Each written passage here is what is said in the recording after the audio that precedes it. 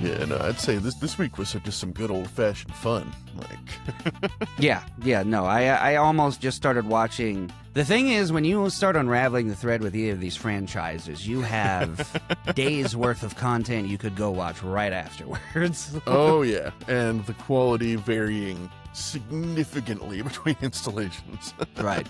Well, with Alien vs. Predator, they've got that new show out on Hulu right now, The Alien Earth. Have you checked that out at all? Yeah, no, I haven't seen that yet, but I've heard some good things. Like, yeah, no, everything I've heard about it is it's really good. Yep. But yeah, and I gotta say, the way they set up the lore in AVP made it seem like they were always meant to be connected. And then I went down a rabbit hole of, are these in the same universe? And it was like fans thought it was forever, and then it sure seemed like they were making it that way. And then one movie happened, and it was like not connected. Yeah, I mean, even though it's one of those things like in the vastness of space and time, lots of shit can happen. So who knows if both are true?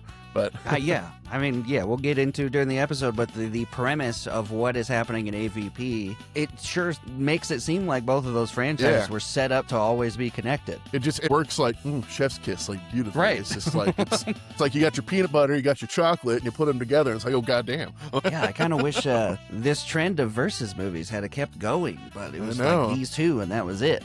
Well, and then Batman versus Superman, but that doesn't count. Yeah, well, I think if anything, put the nail in the coffin. That was it. But yeah, no, I mean, like this like felt like the homage to like the earlier kind of movies of like, you know, like Frankenstein versus the Wolfman and like shit like that. Right. Like it was like that kind of like, we know what we're doing, we know it's stupid, but you're gonna watch it. You're gonna have exactly. Yeah, and you know, they took the effort to put like decent plots in these movies when they didn't even have to. They could have literally just jumped straight into the two of these things fighting for an hour and a half, and I would have been in. Exactly. But they put in some characterization, made us care. It's like, oh, that guy died. Oh, more so I feel in Alien vs. Predator than in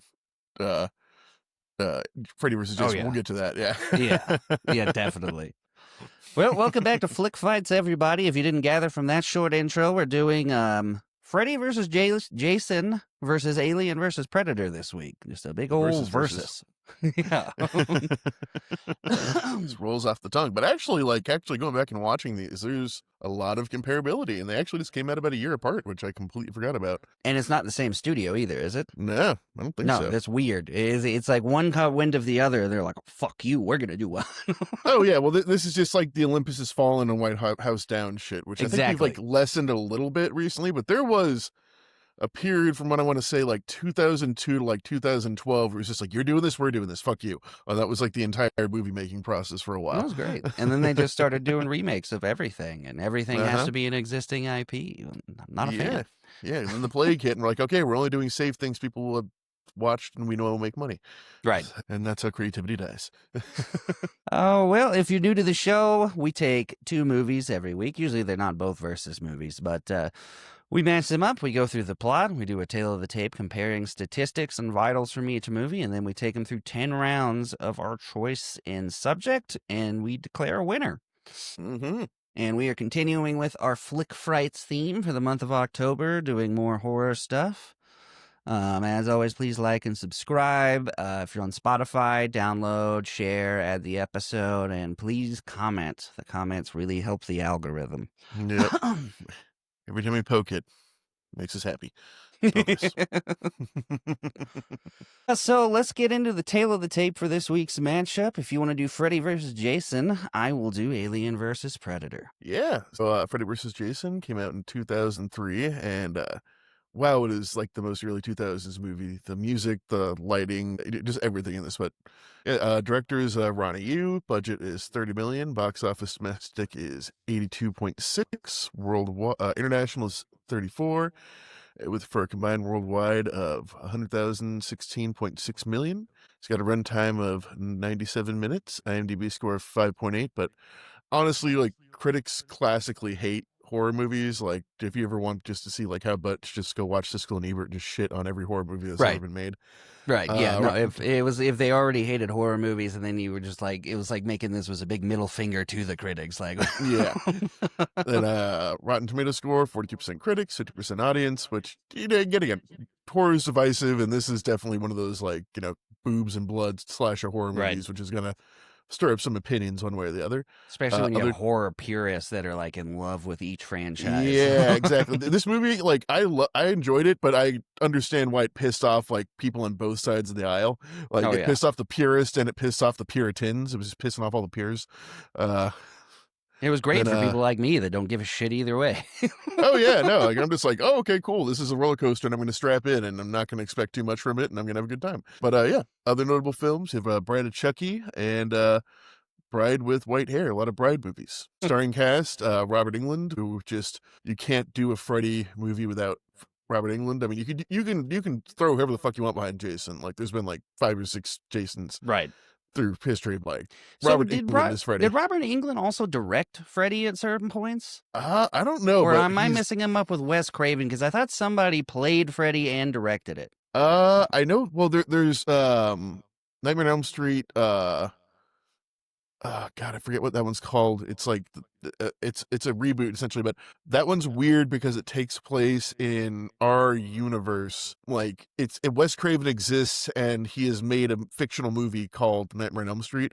But the caveat of that one is like he's channeling something real, and like Freddy comes into the real world, and it's a different actor because Robert Englund's actually in that as Robert Englund. Okay. Oh, that's So fucking weird. All right. yeah, it gets super fucking meta with itself on that one. That one was a Yeah, mixed for reviews. those purists, I am not the massive Nightmare on Elm Street buff or Jason buff. So if I offend you, it is not intentional. I'm just I am a enthusiastic amateur when it comes to these things, so I have some knowledge, but not a lot. So I'll do my best to guide you. But yeah, we had Robert Englund, Ken Kurtzinger, Monica Keena, Jason Ritter, and Kelly Rowland. And then just a year later, they came out with Alien versus Predator, directed by Paul W.S. Anderson. Budget was 60 to 70 million. Domestic box office 80.3, international of 97.1 for a combined 177 million. Runtime of 101 minutes. IMDb score is 0.1 lower than Freddy vs. Jason at 5.7. But on Rotten Tomatoes, the critics gave it a whopping 21%, which is just a little much. Yeah, no, I mean, they're like, okay, like I definitely have some thoughts about certain scenes in this movie and shit, but like everyone was trying. I thought the acting was decent. Like, the set was really fucking cool. Like, all the set pieces and stuff. Yeah, like yeah, but again, horror movies, and like this is like, it's like a monster versus monster movie, and people are just gonna fucking disregard it based on that alone. Yeah, which was bullshit. But audience score was 39%. And again, most people I've talked to, obviously guys that are also my age, so maybe it's a little skewed, but they all liked it. Yeah, white males in their 30s love this. I can't conceive that anyone else would have an issue with any of this. Other notable films by Paul W.S. Anderson would be Event Horizon, banger, Mortal Kombat, banger, Resident Evil, banger. A list of bangers. I didn't know when I started watching it that the director also did Resident Evil, but that guy, I've only ever seen him in this and Resident Evil. Yep. Starring cast is Sana Lathan, Raul Bova, Lance Henriksen, Ewan Bremer, and Colin Salmon. And there's a shitload of people in this, honestly, that are like B-list people you kind of see in everything. Yeah, like no, Chibs both of these from Sons of Anarchy. Both of these fucking movies I had in my notes, like, I'm waiting until I see the first level of dust fall before, like, I'm memorizing any names, because like, I'm not putting in effort to dudes are going to be dead in 5 minutes. Yeah, I was doing a lot of Control F and replacing all my nicknames for people with their actual character names in my notes. So I feel you. Actually, I should just pull up a cast list real quick, just because I was passively watching this, so I need a little bit of a... Yeah, no, I'm pulling out the reference sheet I made as well. I don't know how helpful it's going to be. I only remembered a few of the names from Alien versus Predator because, yeah, like you said, it was kind of, you didn't want to get attached too quickly. Yeah, and there's a couple characters like, okay, be attached to them and they're dead. Okay, cool. All right. Well, so we got our sheets up. Let's get into the plot of, you want to do Alien versus Predator first or Freddy versus Jason? We can do Alien versus Predator first. Fuck yeah. Yeah, they do... for a movie made in the 2000s, the opening to this movie feels super 80s, 90s action movie opening, which is great for what they're paying homage to here. Oh Because you yeah. start out with the rock climbing but on ice scene, right? Yeah, I mean, I just expect to see like Tom Cruise, like like a couple glaciers down, also Yes. getting called onto some super important mission. Yeah, there's like a some nerds looking at some satellite scans, and there's some in sector 14. They're like, "There's nothing there." There is now. Yeah, they zoom in. There's like this like weird like architectural blueprint like in the ice, and I Yeah, you don't see that think they like even. 100 times, and it Yeah. reminded me of all the computer simulations from Blade. Yep. It's just like we need to have this image rotating at all times because it's cool and it was expensive to make. Then Yeah, she's going. Yeah, yeah, but go she's going ahead. up a. Yeah, she's going up this thing and this like frozen waterfall. And they're like, "We need you back now." And she's like, "Well, I can't possibly be there in a week." She's like, "I know." And then like she gets to the top of the cliff and there's just a guy up there with the helicopter. Like, that's why we're here just to pick you up. Get in the Yeah, helicopter. massive fucking flex. And the calls immediately from Wayland Industries, and I gotta say right now that I immediately looked up timeline wise. Does this movie happen before Alien? It does not. It happens after Alien, which is incredibly confusing because the CEO of Wayland Industries does not acknowledge that any of this shit has been seen before. Wait a minute, no, that's not possible because Alien happens in like the future because we have like space truckers and panties in the Alien, Yep, I don't know. But I and don't know if that's part of why they fucked it, but when I looked it up, it says that this is set after the events of Alien. that can't be right because I think they say like it's literally a plot point of this where it's like the last time this happened was 1904 and it's every 100 years and it's 2004 now, so that That's a good yeah point. that I don't fucking know, bro, but it definitely makes more sense if this came before Alien. yeah. Well, also too, it has to come before Alien because it's Weyland Yutani like in fucking Alien. So apparently like Weyland merged with some company at some point and Mm. became like the conglomerate thing. This has to be earlier. Well, you know what? After this, we need to go update IMDb because Yeah. everything you're saying makes sense. And also, like, he fucking dies. So, like, I mean, I Right. guess he's old enough to have a son to keep it going at that point, Well, see, probably. that's what So, was confused. They kept like hinting, like, "Are you? Is there something you don't know? You're not telling me." And I kept thinking it was going to be like, "Yeah, we sent this expedition out, and I uh, mean, that's historically what Wayland does. It's we send expeditions to their death and pick up yeah." the I pieces. just thought maybe he would admit that he knew aliens were here before he brought them or something, but no, he was just s- you know, as rare as an actual alien, a good-hearted billionaire. Yeah, who sacrifices himself nobly at one point instead of like shooting someone in the ankle and trying to preserve his life for Yeah. 5 more minutes. Yep. So, yeah. Yeah. But yeah, we get to see him.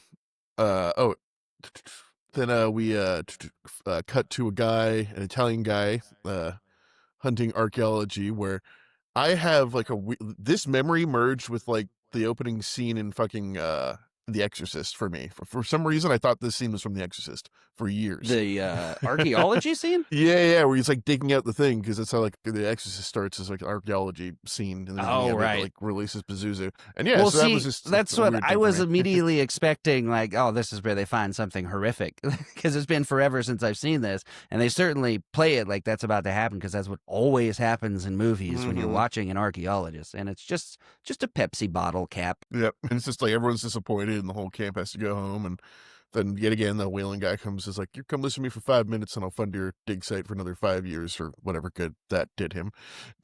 Yeah, poor bastard. In the end, yeah, Yeah, yeah, everybody had dreams, and they made sure you knew about these dreams. And once they started describing like all these, I have dreams, I have family members, this, and this. I'm like, you're dead. yep. It's like, oh, it's And just enough for me to care. Okay, yeah, no, Alexa's yeah, only personality thing was a memory about her dead dad. I'm like, she's gonna be fine. yep. Yeah, no, like even the thing was like, I'm documenting the trip for my happy family and my boys, and it's right dead. Yep. Like, yeah, but it turns out Whalen comes and gives a speech and tells everyone they found a temple 2,000 feet under the ice in like the butt fuck nowhere end of Antarctica. Like it's not Yeah, even they like say it's main 1,000 Antarctica. miles away from the closest land, and I'm like, oh, and apparently this is real. This is It's one of the Easter eggs, but this is the premise of this, where it is and everything is based off a real life thing that happened. That some blip came up on a radar in what's it called? It's an actual island. I don't know if that's actually what it's called. The Vila incident. Bouvet Island. Yeah.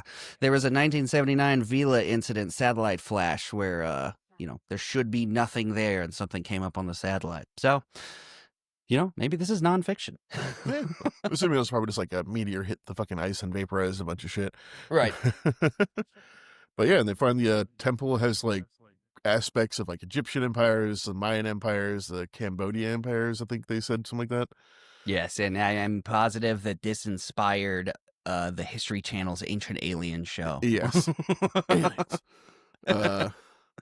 Yeah, they God, say there's a Cambodian side, Egyptian, and Aztec, and it's all three on the same pyramid, and they're local. This guy is apparently just here to be a pyramid expert. At least that's what it seems like at first. Yep. And his big contribution was like, I think they're all right. And they're like, what do you mean? He's like, it's the first people. I'm like, okay, but why would they do a side in a different style on the pyramid? What? Yeah. Or like all the people only saw like a quick glimpse of like one corner. It's like, okay, I got something. We'll extrapolate from that. Like, I don't know. It was like a group art project. Like, well, for our side, we went with a little more. It's like we want it smooth. Yeah, and then the main chick, Alexa or Lex Woods, I guess they call her. It's Alexa, but yeah, they do keep calling her Lex, which was confusing as fuck to me. Yeah. So yeah, Lex basically says like, okay, like I'll take you to this like fucking godforsaken God's butthole middle of nowhere, but I need 3 weeks to train anyone. Well, I was like, no, we're going today. She's like, okay, fuck y'all, I'm leaving. And, Yeah. The old trope of I'm not doing it, and then all right, you bastards, I'm in. Yeah, no, it's like people just like read the hero's journey, but like didn't really understand. It's like, no, they have to refuse the call and then they Right. can go. Like it's just like it's not what that means. Okay, cool. And I love Yeah, when they then, do this, and it all happens literally within like 5 minutes of each other, and you're like, you literally could have just skipped that entire part. yeah, it adds on to the story. They're like, okay, well, we're gonna take some guy who's like an idiot, and then she's like, well, you can't take him because he's an idiot. It's like, okay, well, we're gonna. She's like, fuck, all right, fine, I'll take you. Just Yeah, a they bunch all of successfully guilt trip her because they're like, don't you want me to see my family again? Yeah, it's like, I have well, kids. Look goddamn at my beautiful kids. And she's like, your kids aren't that cute.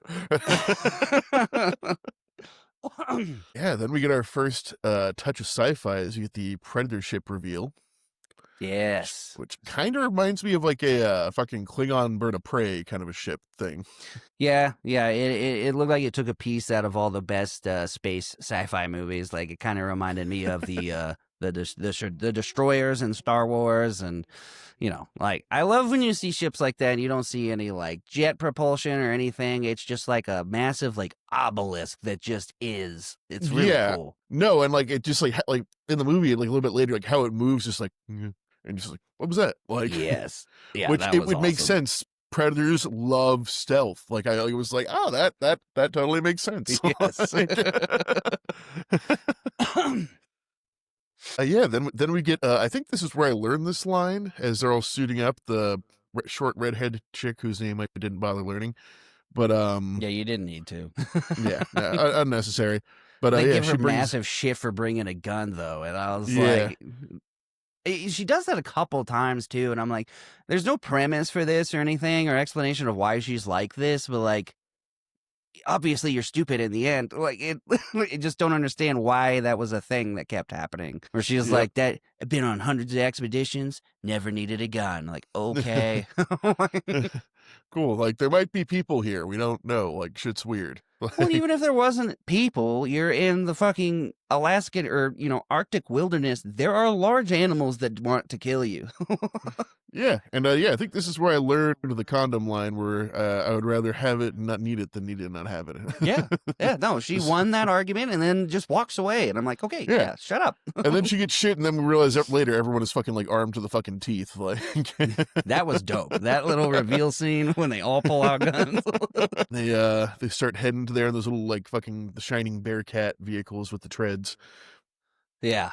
Yeah, and they And come upon a whaling village and give like a brief history of how they keep dropping little tidbits that nobody is nearly concerned enough about. Like, this whaling village was abandoned, and it was a huge mystery for a little while they all left. And they don't say it was a huge mystery for a while, and then we figured out it was because this. They just say it was a huge everyone mystery. just disappeared. Yeah, and even there's a little more preamble where it's like a giant full moon. It's like, you know what we call that? And we call it the Hunter's Moon. Which I looked up as a real thing, and it's perfect we're doing it this month because that's when the Hunter's Moon is. Every year, the full moon in October is called the Hunter's Moon. Yeah, that's where chicken cacciatore comes from. It's Hunter's chicken. What? Yeah. That's where chicken from the moon? What do you mean? Well, no, but it's Luna de Cacciatore is Hunter's Moon, and cacciatore chicken is Hunter's chicken. We got chicken cacciatore. That's amazing. I'm gonna have to tell Jess. This all lined up perfectly. Synchronicity. Yeah, and then they just have like a bunch of like fucking the one thing I hate in fucking horror movies was like da da silence, da da scurrying noise, da da something's moving, da da da da person behind them, oh it's a cat, like that. Oh my god, like I fucking hate that shit so much. Yeah, it was just a penguin in this one. Yeah. I did put in my notes, though, they all start looking around the camp and they pull out these red flares. And I'm like, I don't think I've ever seen anything good happen following walking in the dark with a red flare. Yeah. So all that happens after that point is just the flares start going out one by one as something from the shadows takes you. Yes. They do one thing in here, though, that I've always wanted to do in real life because there's so many movies like this. And that is take a glow stick, crack it, and drop it down a giant hole. I just want to do that once in real life. Oh, yeah. But because they're walking through the village and they find this like massive fucking like 15-foot wide, perfectly smooth laser hole bored into the side of the mountain that just goes all the way down to exactly where they're going. Yeah, again, they put it together pretty quickly. The guy leading like the expedition crew looks behind him and up and like tracks it through this sign behind them and is like, it's like the entire part of a building is just like obliterated from the sky. Like, yeah, that's more advanced than what we got, like while looking up in the fucking sky. Yeah. And then they're all just like, weird. All right. I'm like, there's so many red flags here where you should have been so much more concerned. I mean, like, what little good concern did them later? I mean, even if they weren't worried, like, it wouldn't have helped. And then we get the Predator load-up sequence after that, because we cut back to the spaceship, and yes, that was, I love it. I love the little suit-up scenes where they're gearing up. Just a little flash of all the cool shit that Predator has, just in case you've forgotten since Predator. Oh no, like in this movie, I loved its like gauntlet blades, like how like versatile it was and how much shit that it did. Like it's just like no, it's like this movie is like I forgot how cool Predators are. Exactly, dude. Both of these movies, I kept seeing little things were like, man, I'm gonna go watch all the Predator movies after this. I mean, Predator 1 is just a fucking classic. This is a banger whenever you put it on. Then we find out that Wayland is dying, as he has dying man cough syndrome, as is every fucking movie. If you're gonna, oh my God. Like, after she catches him vaping. Yeah, he has the world's biggest vape, which I think is an oxygen tank. I think is like what it's supposed to be. With what we figure out later, just like a super advanced like oxygen tank that probably only billionaires have. Yeah, and she tells him about her dad dying from like being stubborn on the side of a mountain where he like broke his leg, and like it's like, no, we're gonna keep going, and then fucking like got up there, popped champagne, drank with his daughter at 14,000 feet, and then like died on the way back down from a blood clot. And Wayland's like, yeah, but do you think he remembers that or the blood clot? I'm like, he remembers the blood clot or the fucking champagne? I'm like, you don't remember shit. He's dead. I thought it was a cool little line. I thought that was like probably something nobody's ever said to her, that he probably cares more about that moment than, I mean, obviously, if that was my dad, I'd be like, yeah, I still would rather have my dad alive, though. Yeah, we could have had a lot more of those moments if he just fucking like chilled for a goddamn second, and we did it next month, like when he fucking felt better. Right. But it's like that single line like makes her imprint on him as a father figure, apparently, for the rest of the movie. So yeah, and then they start hiking down the ice slide with this like massive rope thing, which I'm glad they had all this like ready to go immediately, because like they like were expecting to be digging a tunnel for like 2 weeks or some shit. Right. Yeah. No, they were incredibly well prepared unknowingly for what was about to happen down there, but I also was like, how did one person not take the fun way down? And Whee! way. One person does take the fun way down Exactly. I was eventually. about to say, I put that in the later of my notes. I'm like, and then he takes the fun way down on accident. Oh my god, dude! Just like the crenellations, all those ridges in it, your ass bone would just be dust by the time you hit the bottom of the fucking slide. Yeah, you'd need a pretty sick bobsled with a little bit of suspension in it, but it'd still be fun. Oh god, yeah. But yeah, they start hiking inside. I forget exactly what it is. It's like a tarp blows off like a container and like gets like caught up in the winches and stuff, and Wayland almost fucking dies, and Lex fucking saves him at the last minute in a way that could have easily just as easily have Yeah, killed him.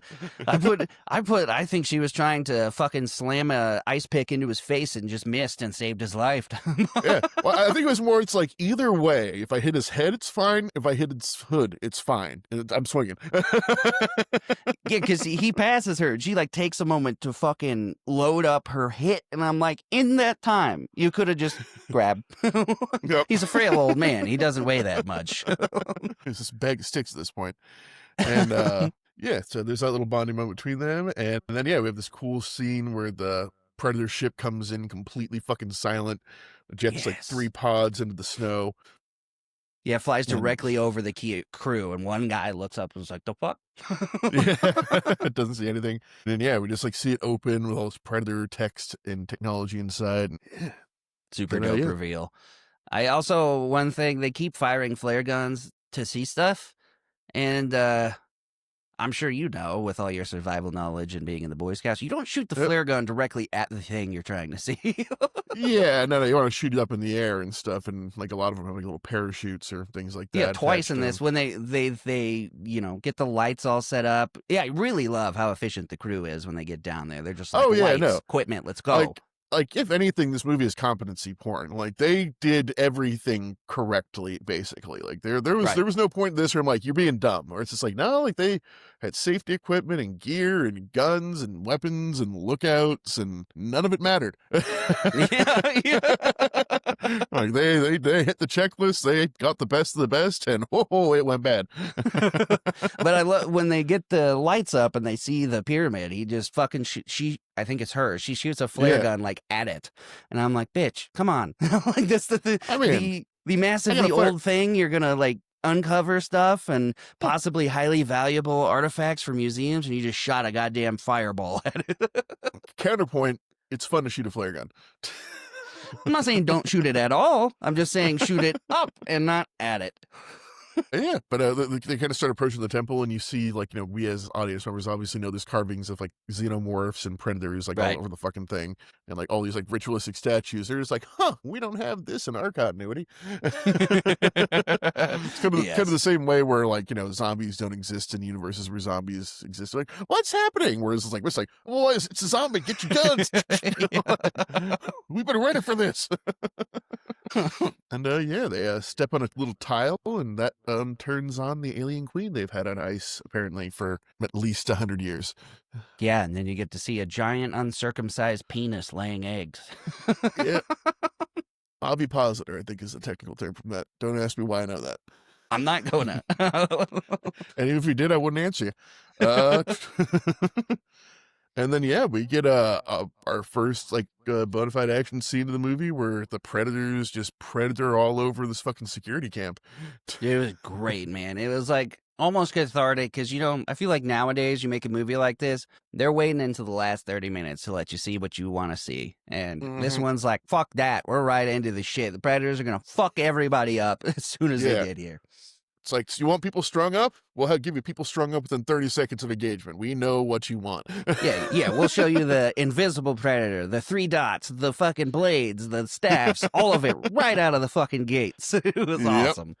And I'll say, like, props to one of the guards. Like, one of the guards does get a hit off on one of them. Like, and like you just like his like fucking like camouflage like goes down. That's the first time you like see a full one of them. And he's like, oh fuck! I think that's the guy that lives for a little bit. Right? Yes, yeah, it is. Yeah. Yeah. And it really pissed me off too because he was so close to surviving and didn't even know it because the whole thing with predators is like the infrared. If you don't have heat, they can't see you. If you're covered in mud, they can't see you. And this guy was like Mhm. frozen to death almost. And they're walking past him like, just shut up. You're home free, Yeah. dude. Then he gets up, he's like, ah, and then they just fucking stab him. It's just like, ah. Didn't even know how close you were to being the only other survivor. Yep. Oh, that's the guy. That's the guy that gets the fun slide down because like he gets like knocked down the Yes. chute away from the predators, and as we see at the bottom, it's not a fun ride. He's just Yeah. he's going down that you said, well, fuck your ass up on a sled, and without a sled, you're just cracking every single rib. yeah. Oh yeah, one thing I did love too is the ancient Mayan conveyor belt. This movie does this one thing where it's like I had the problem with National Treasure, where it's like this ancient stone technology that like works across millennia and like Right. never degrades or needs any maintenance or is like so energy. I don't know. It's one of those things. I guess aliens like fucking hand wave it away. It's just like the most like like, I wish something would break. Like one of the things Right. fucked up. Like Or maybe the guns they uncover would jam. yeah, something like just like they've been sitting here for 100 years, man. But I guess like it's part of the rituals, and we find out later. But yeah, Yeah. but yeah, like one of my favorite parts of the movie were a bunch of no-name characters. Like, so what's the name of this room? Sacrifice chamber. Huh, neat. And just Again, nobody's showing any concern at all. yeah, Like, or it's like, oh, look at these bodies. Huh? Well, they weren't chained down, but like something burst out of their chest from the inside. That's weird. and it's like that random lady's the one that figures it out. She's not an expert on anything or a doctor or anything. And he's like, no, it was part of their ritual that they would take their heart out, and so they would break open their ribs. And she's like, Yeah, okay, she's yeah, like, but that came from the inside out of it. yeah, and that's not where the heart is. It's Right. And I'm like, how the fuck do you not know that, nerd? Oh, also, I kept calling the Scottish guy, what is his name, Graham or something like that, Graham, knockoff Nick Frost is what he reminded me of. yeah, yeah. Nick Frost was unavailable, so they got Wish Nick Frost. Yeah. Yeah, but yeah. So the team splits up. So we do let's split up, gang, which always fucking works in horror movie Yes. situations. As And everyone who's ever played D&D knows, that's you never split the split- party. never split the party. It's like one group stays in like the sacrifice chamber above, and the other, which even has like a chest burster, like in like a little like relief stone carving thing in the middle, which I thought was cool. Yeah. It's like all these things. Just like if you know anything about aliens, just like run from this room, but they're just like, huh. Cool. And but yeah, everyone else goes down to a lower level. They find like this big sarcophagus, and there's like dates and dials and everything. And that they're Sebastian like, guy figures it out fucking instantly, which was Oh, crazy yeah. to me. yeah. They like all of them can read one of the languages. And it's like, huh, this is the Mayan calendar, and it's set to 1904 today. And it's like, well, what if we just put the year forward? Yeah. And the chest opens up, and there's like predator shoulder cannons in there. It's like, oh, what are these weird things? And like one of the people like, don't touch it, don't touch it. They're like, fuck you, I'm touching it. Yeah, Resident Evil guy immediately picks it up. And I love that they're all looking at it, and not a single person, till they see it in a picture, is like, these are guns. That killed me. When the soldier guy is looking at it, he's not like, well, it's a gun. Yeah.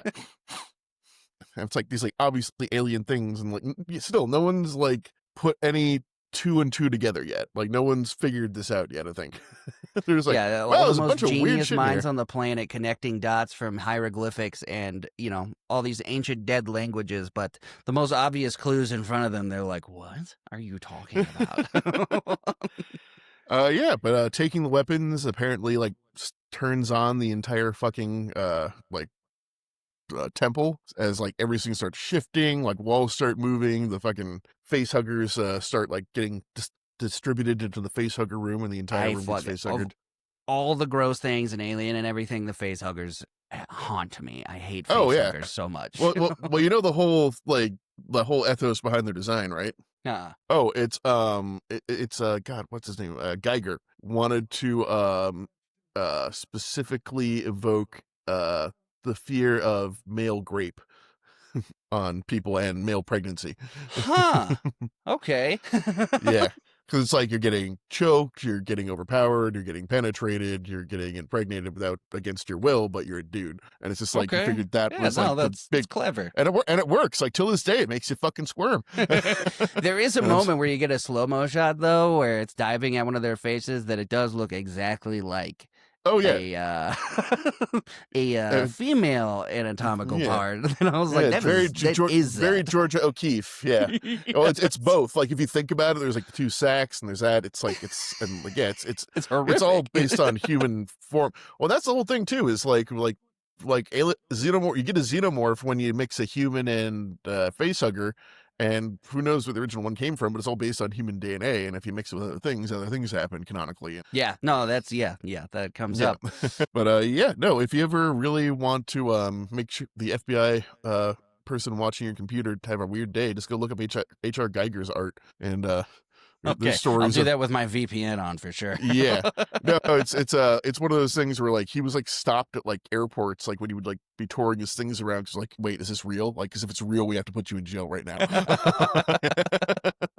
This is the part where the guns come out, though, because while the facehuggers are doing their thing downstairs, she goes, "Is there anything else you want to tell me about this place?" Nobody answers, and then Resident Evil guy and all his guys pull out fucking guns from briefcases that unfold, and they're just armed and ready. There's your answer, bitch.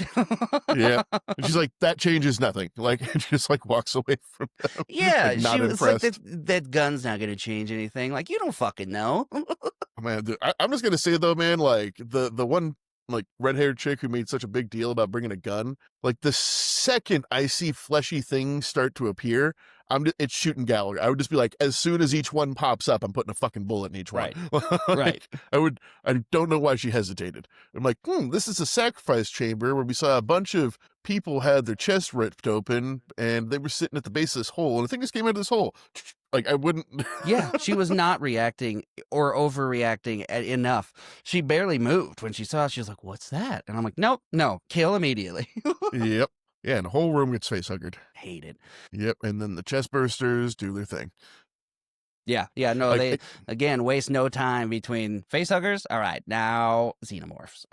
yeah, it feels like accelerated in this movie versus other ones. Like I feel like in the other movies, like it's like a slower, like it's like a day or something that takes to pass from Yeah. like initial Yeah, exposure. it's more to like the gestation. zombie thing that happens in like Walking Dead and stuff, where they don't know that that's happening until they're, seemingly the most inconvenient possible moment for this to happen.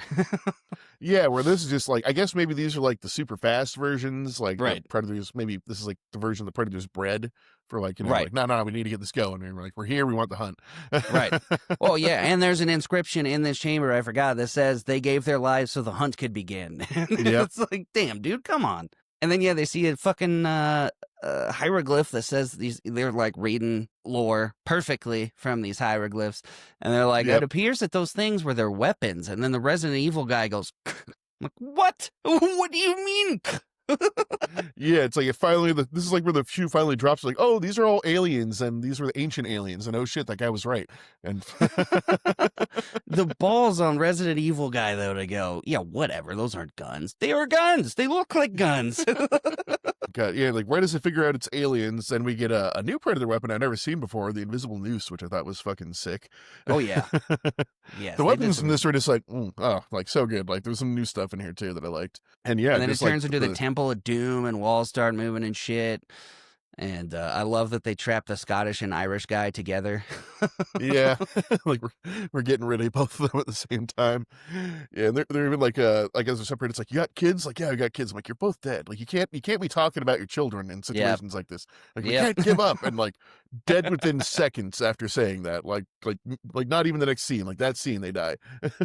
Well, and I didn't feel as bad. I call him Chibs because that's who he is in Sons of Anarchy. That's the only other thing I've ever seen him in. The guy with the cuts in his face.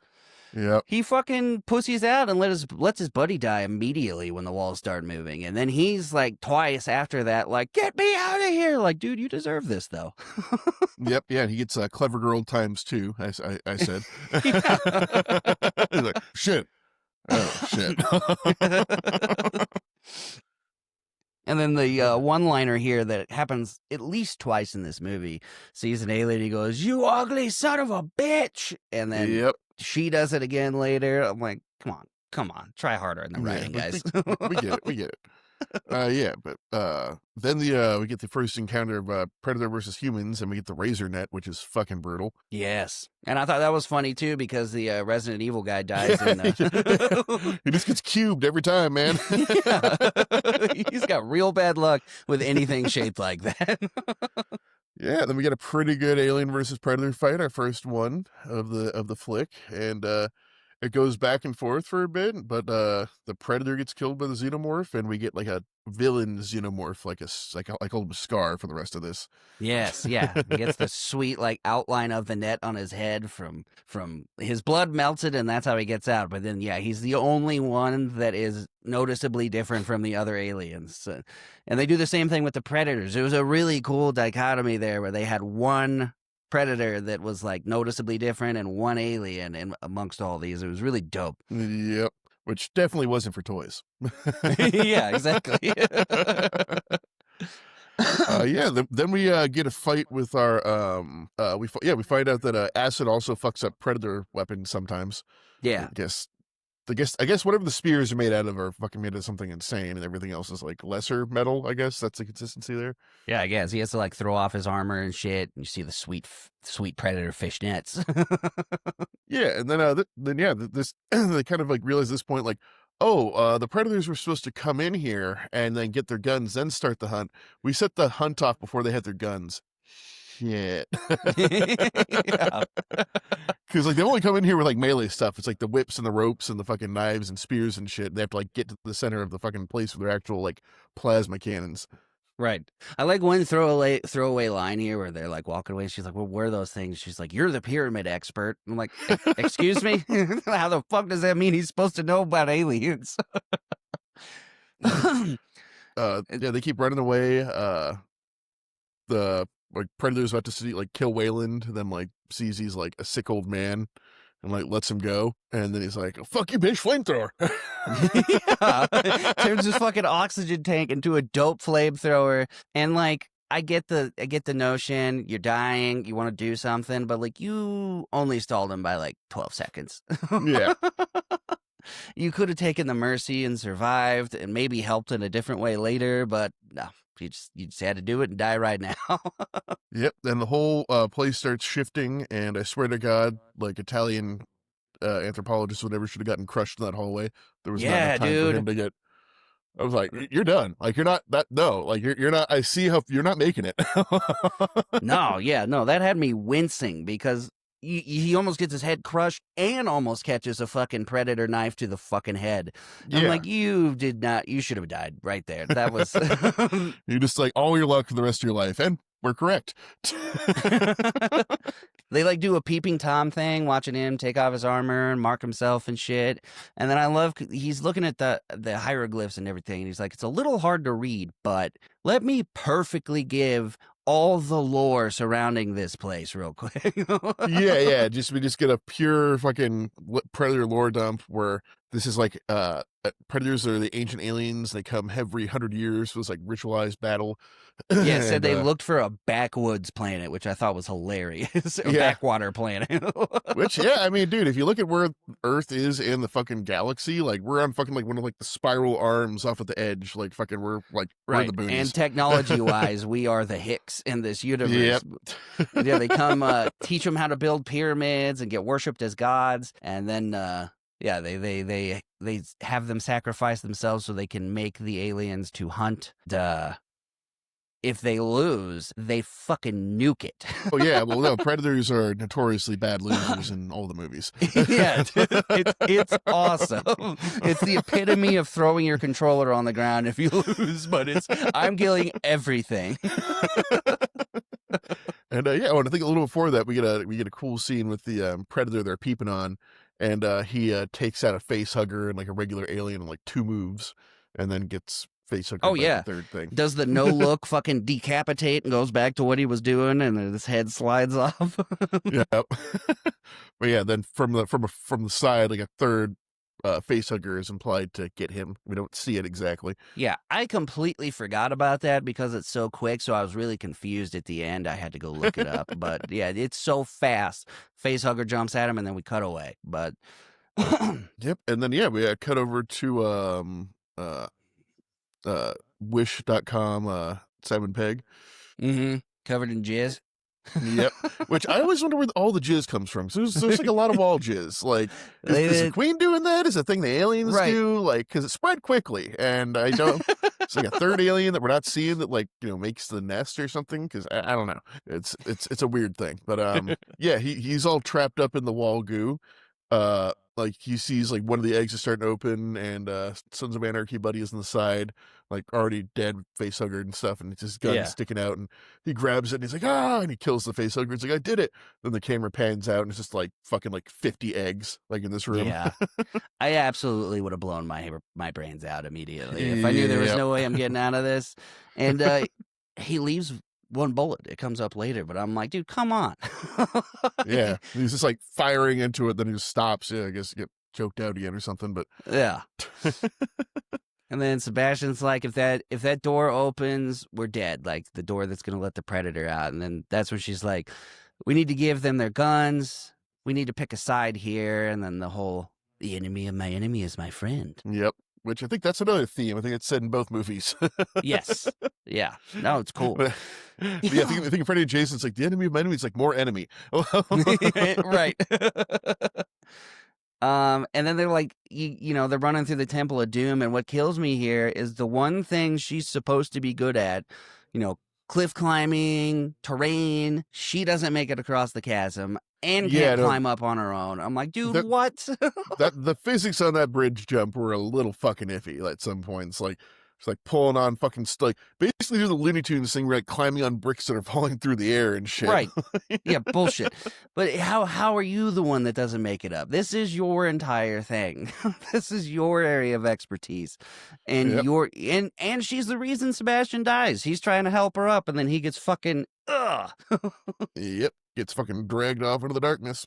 And then And she gives the predator his gun, and Xenomorph pops up behind him, and she takes it out.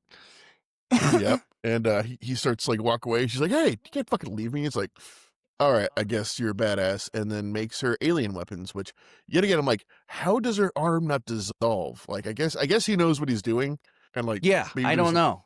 I don't know no if she's blood. holding it a specific way or what, but yeah, he makes her like a spear out of a tail.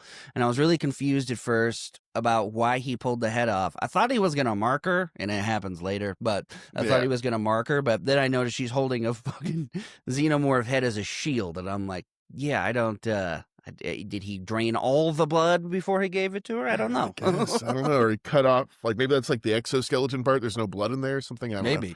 Just But yeah. also an expert like field cleaner. Oh, I mean that's a predator thing. Like, you know, Yeah. they can field strip a human in fucking under 30 seconds. Like Right. they know how to break down their animals. Yeah, but yeah, so now she has like a xenomorph spear and like a shield because he shows her what the acid doesn't burn the aliens. I do love how good they are communicating without language in this movie. And Well, I think is his translating because it's like it cuts his helmet at a point. And there's like a waveform. It's like oh, like, maybe shit like that in her head. So I think he can understand her, and then he like pantomimes to like speak back and shit. yeah, At least that's how I understood it. really cool. How it's really out of character to see a predator like calm and like communicative like this, but he's just like, see, acid doesn't melt their skin, but it melts everything else. And she's like, Yeah. okay. But I think it's a thing though. It's like they have a weird code of honor, and I guess like by killing fucking one of the xenomorphs, that like she earned his respect. It's like, oh, okay, you're Right. cool. Yeah. Come help me. Everyone else is dead. This went fucking sideways real goddamn quick. It's like the other two predators are dead, I think, at this point, right? Yeah, I think Yeah. so. Yeah. And it shows him like fucking stabbing the big mama xenomorph to like get its blood out to melt the chains off, which was crazy. Yeah. Yeah. Scar shows up all his like buddies and like just starts attacking her to get all the metal off, and then she like rips off her own fucking egg sac, which is like, Jesus Christ. It is brutal. And I like the fucking lip snarls on that Scar alien is fucking, I love it. Yeah, no, still a lot of practical effects in this movie, which I think is like one of the reasons it holds up so well. Oh yeah, big time.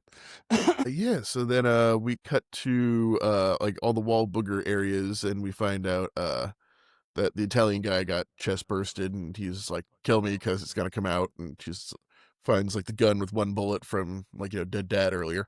Yeah, and the predator's like watching her and like, all right, like nodding out of respect that she did Yeah. that. She's like, "What you doing?" Like, "Oh, okay, you've got some honor, and you got the balls to do the hard thing. All right." And then she just like turns away, and he just like sees the chest burster come out. And he's like, and just like snaps his neck with his thumb. And like he does this like little head twirl at it too, and I'm like, what the fuck was that?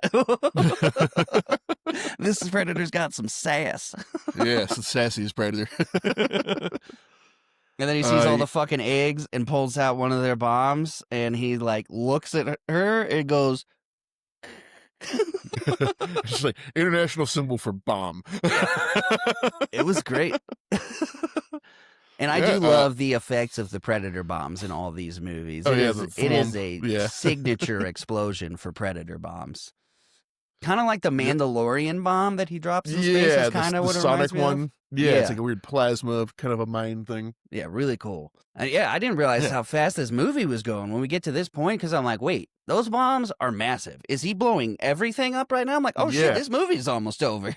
No, yeah, no. I mean, like, I want to say like, the first quarter of this movie drags, but like once like it gets into the temple, this movie just fucking dead sprint to the end. Basically, there's not a lot of downtime. Yeah. But yeah, then the bomb blows. The entire town is falling into the ice. They're fucking. Oh well, before that, they have like the fucking like cool ass sled ride out of the fucking like tunnel. They override the speed mechanism and just like catapult themselves out. I was like, so they got to take the fun way up at least.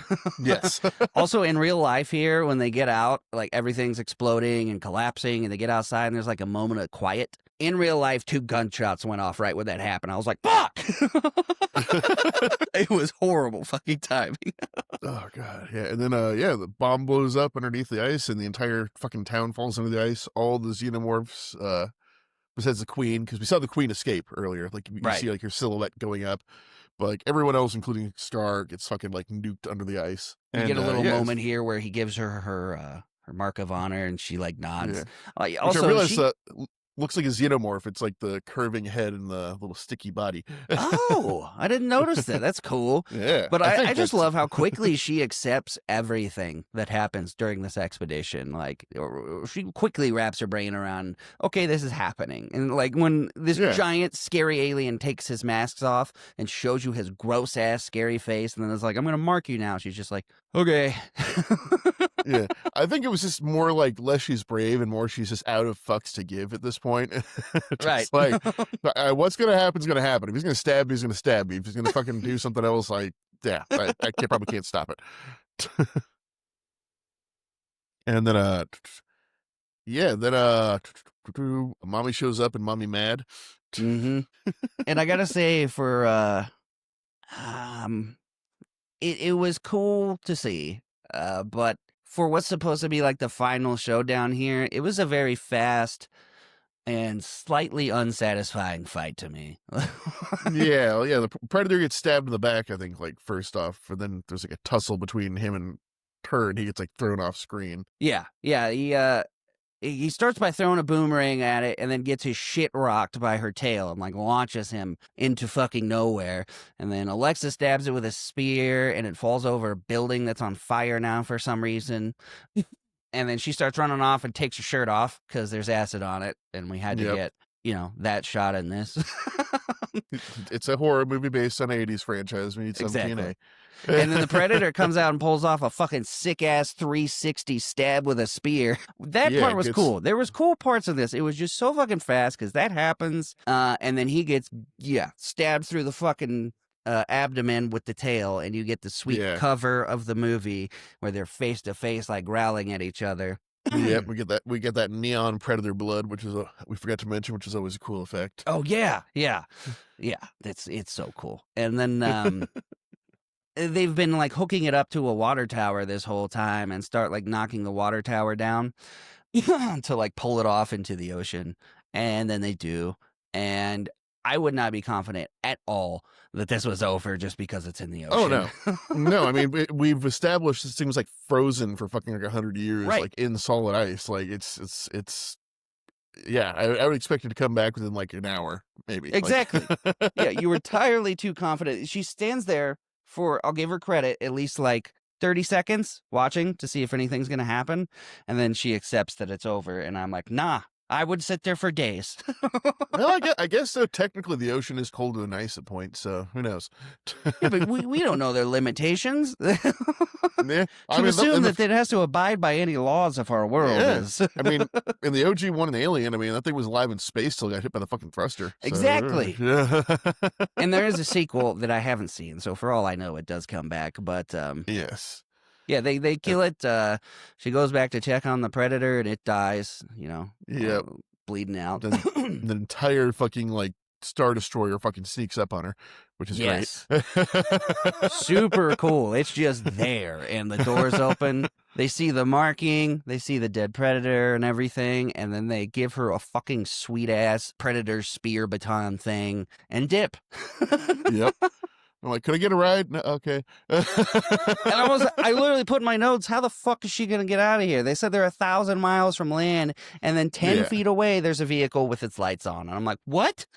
Well, yeah, it's what they drove in with, and then it's like that cliff at the top of the town where they stopped initially and she shot the first flare. And then I'm like, oh yeah, there's the boat, because she kept telling Whaley, go back to the boat, go back to the boat, go back to the boat. So Wait, so what the fuck has the crew been seeing this whole time? They just saw the giant alien fall into the ocean. They're like, oh my God. yeah, and like lasers and explosions and a spaceship take off and like fucking For like all we know, something. they left. They saw that shit. They're like, we're up. Yeah, I mean, fair. And yeah, then we get the dun dun dun twist ending. Yes. Yeah. Again, I forgot about the face hugger, so I was incredibly confused and texting my buddy because he ruined it. I hadn't seen it in forever, and he was like, yeah, and then you get that sweet ass alien predator hybrid at the end. I was like, bro, like, what the Yep. fuck? And he was like, my bad. And then I texted him like, wait, how do you know that's a hybrid? And then he sent me a picture of the second movie, which is all about that. And I was like, oh, I've never seen that. I didn't know that Yep. was what that was. All right. And now into... It's such a different vibe, this one is. It's Yeah. There's a Like, lot of both- stuff to wrap your head around in the beginning because they dump the lore super fucking fast of what's going on and why they Yeah. know each other. Well, there's a lot of like perfunctory necessary things that need to happen before the story gets going in this, just to facilitate like how the story happens. Yes. Yeah, But they yeah, need like, to we- explain some shit. Yeah, we get a Freddy backstory first, where basically he likes killing little kids and doing other things that we won't mention, which is all Yeah. implied, but pretty heavily implied. Which even in the original movies, they never like outright and blatantly say it, I think, Right. but like various ones, like to various degrees, it's like they imply heavily what's going on. Well, wasn't there a Um, remake where Freddy, like, wasn't a total fucking monster and the whole town comes and burns him? And I could be completely remembering wrong, but I thought they did a Yeah. remake with a different actor as Freddy that was kind of widely hated, and he I think like that's Wes wasn't a bad Craven's dude.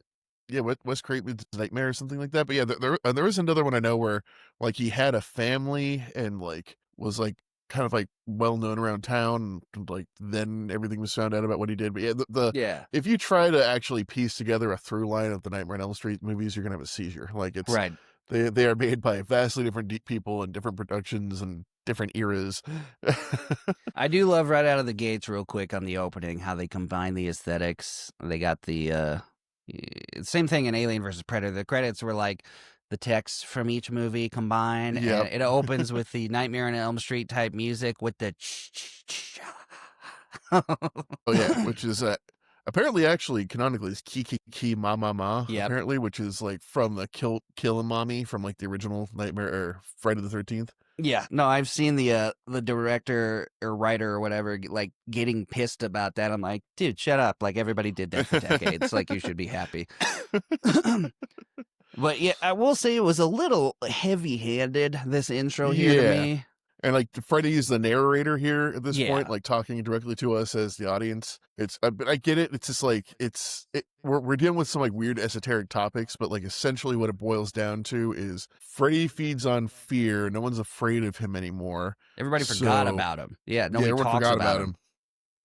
So his plan is he's going to find Jason's dreams, because Jason never really dies. He just goes to sleep, Right. and poses his mother to convince him to go on another killing spree with Freddy as like the person being blamed for it, basically, so he can get his Right. fear back.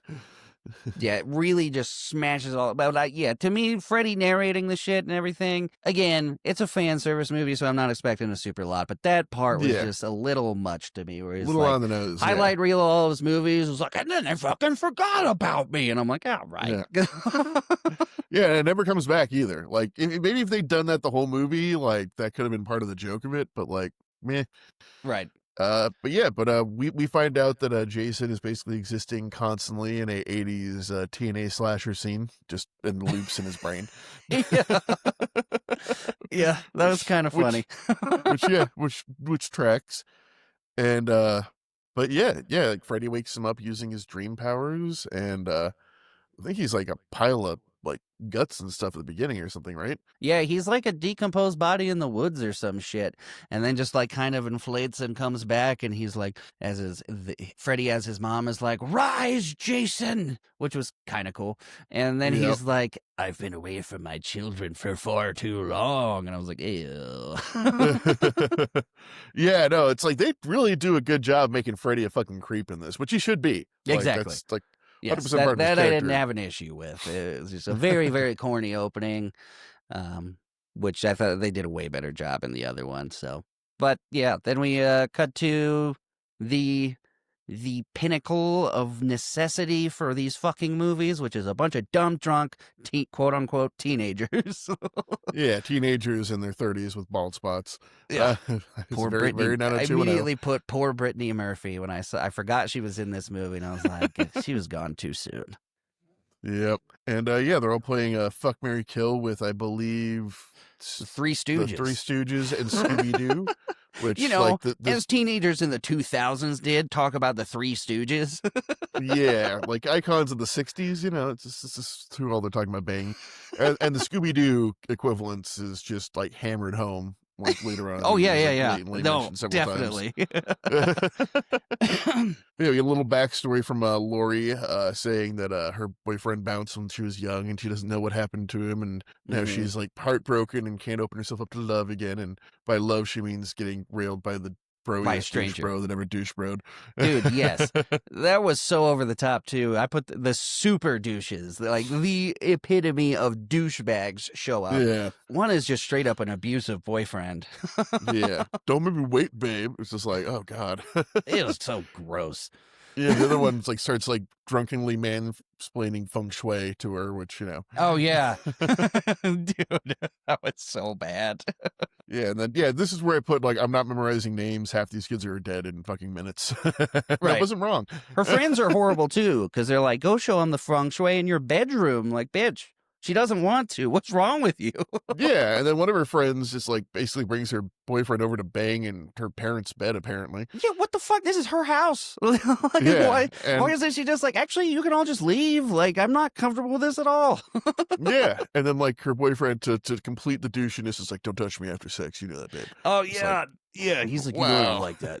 But I'm like, dude, they really set it up so you don't feel bad for what happens next. Yep. Then we just cut to a shower scene for no reason, and another Yes. of the movie's TNA. Yep. Right out of the gates, they're showing just cans and ass. Yep. Yeah, and yeah, then I put down bed sandwich. Yeah. 'Cause, yeah.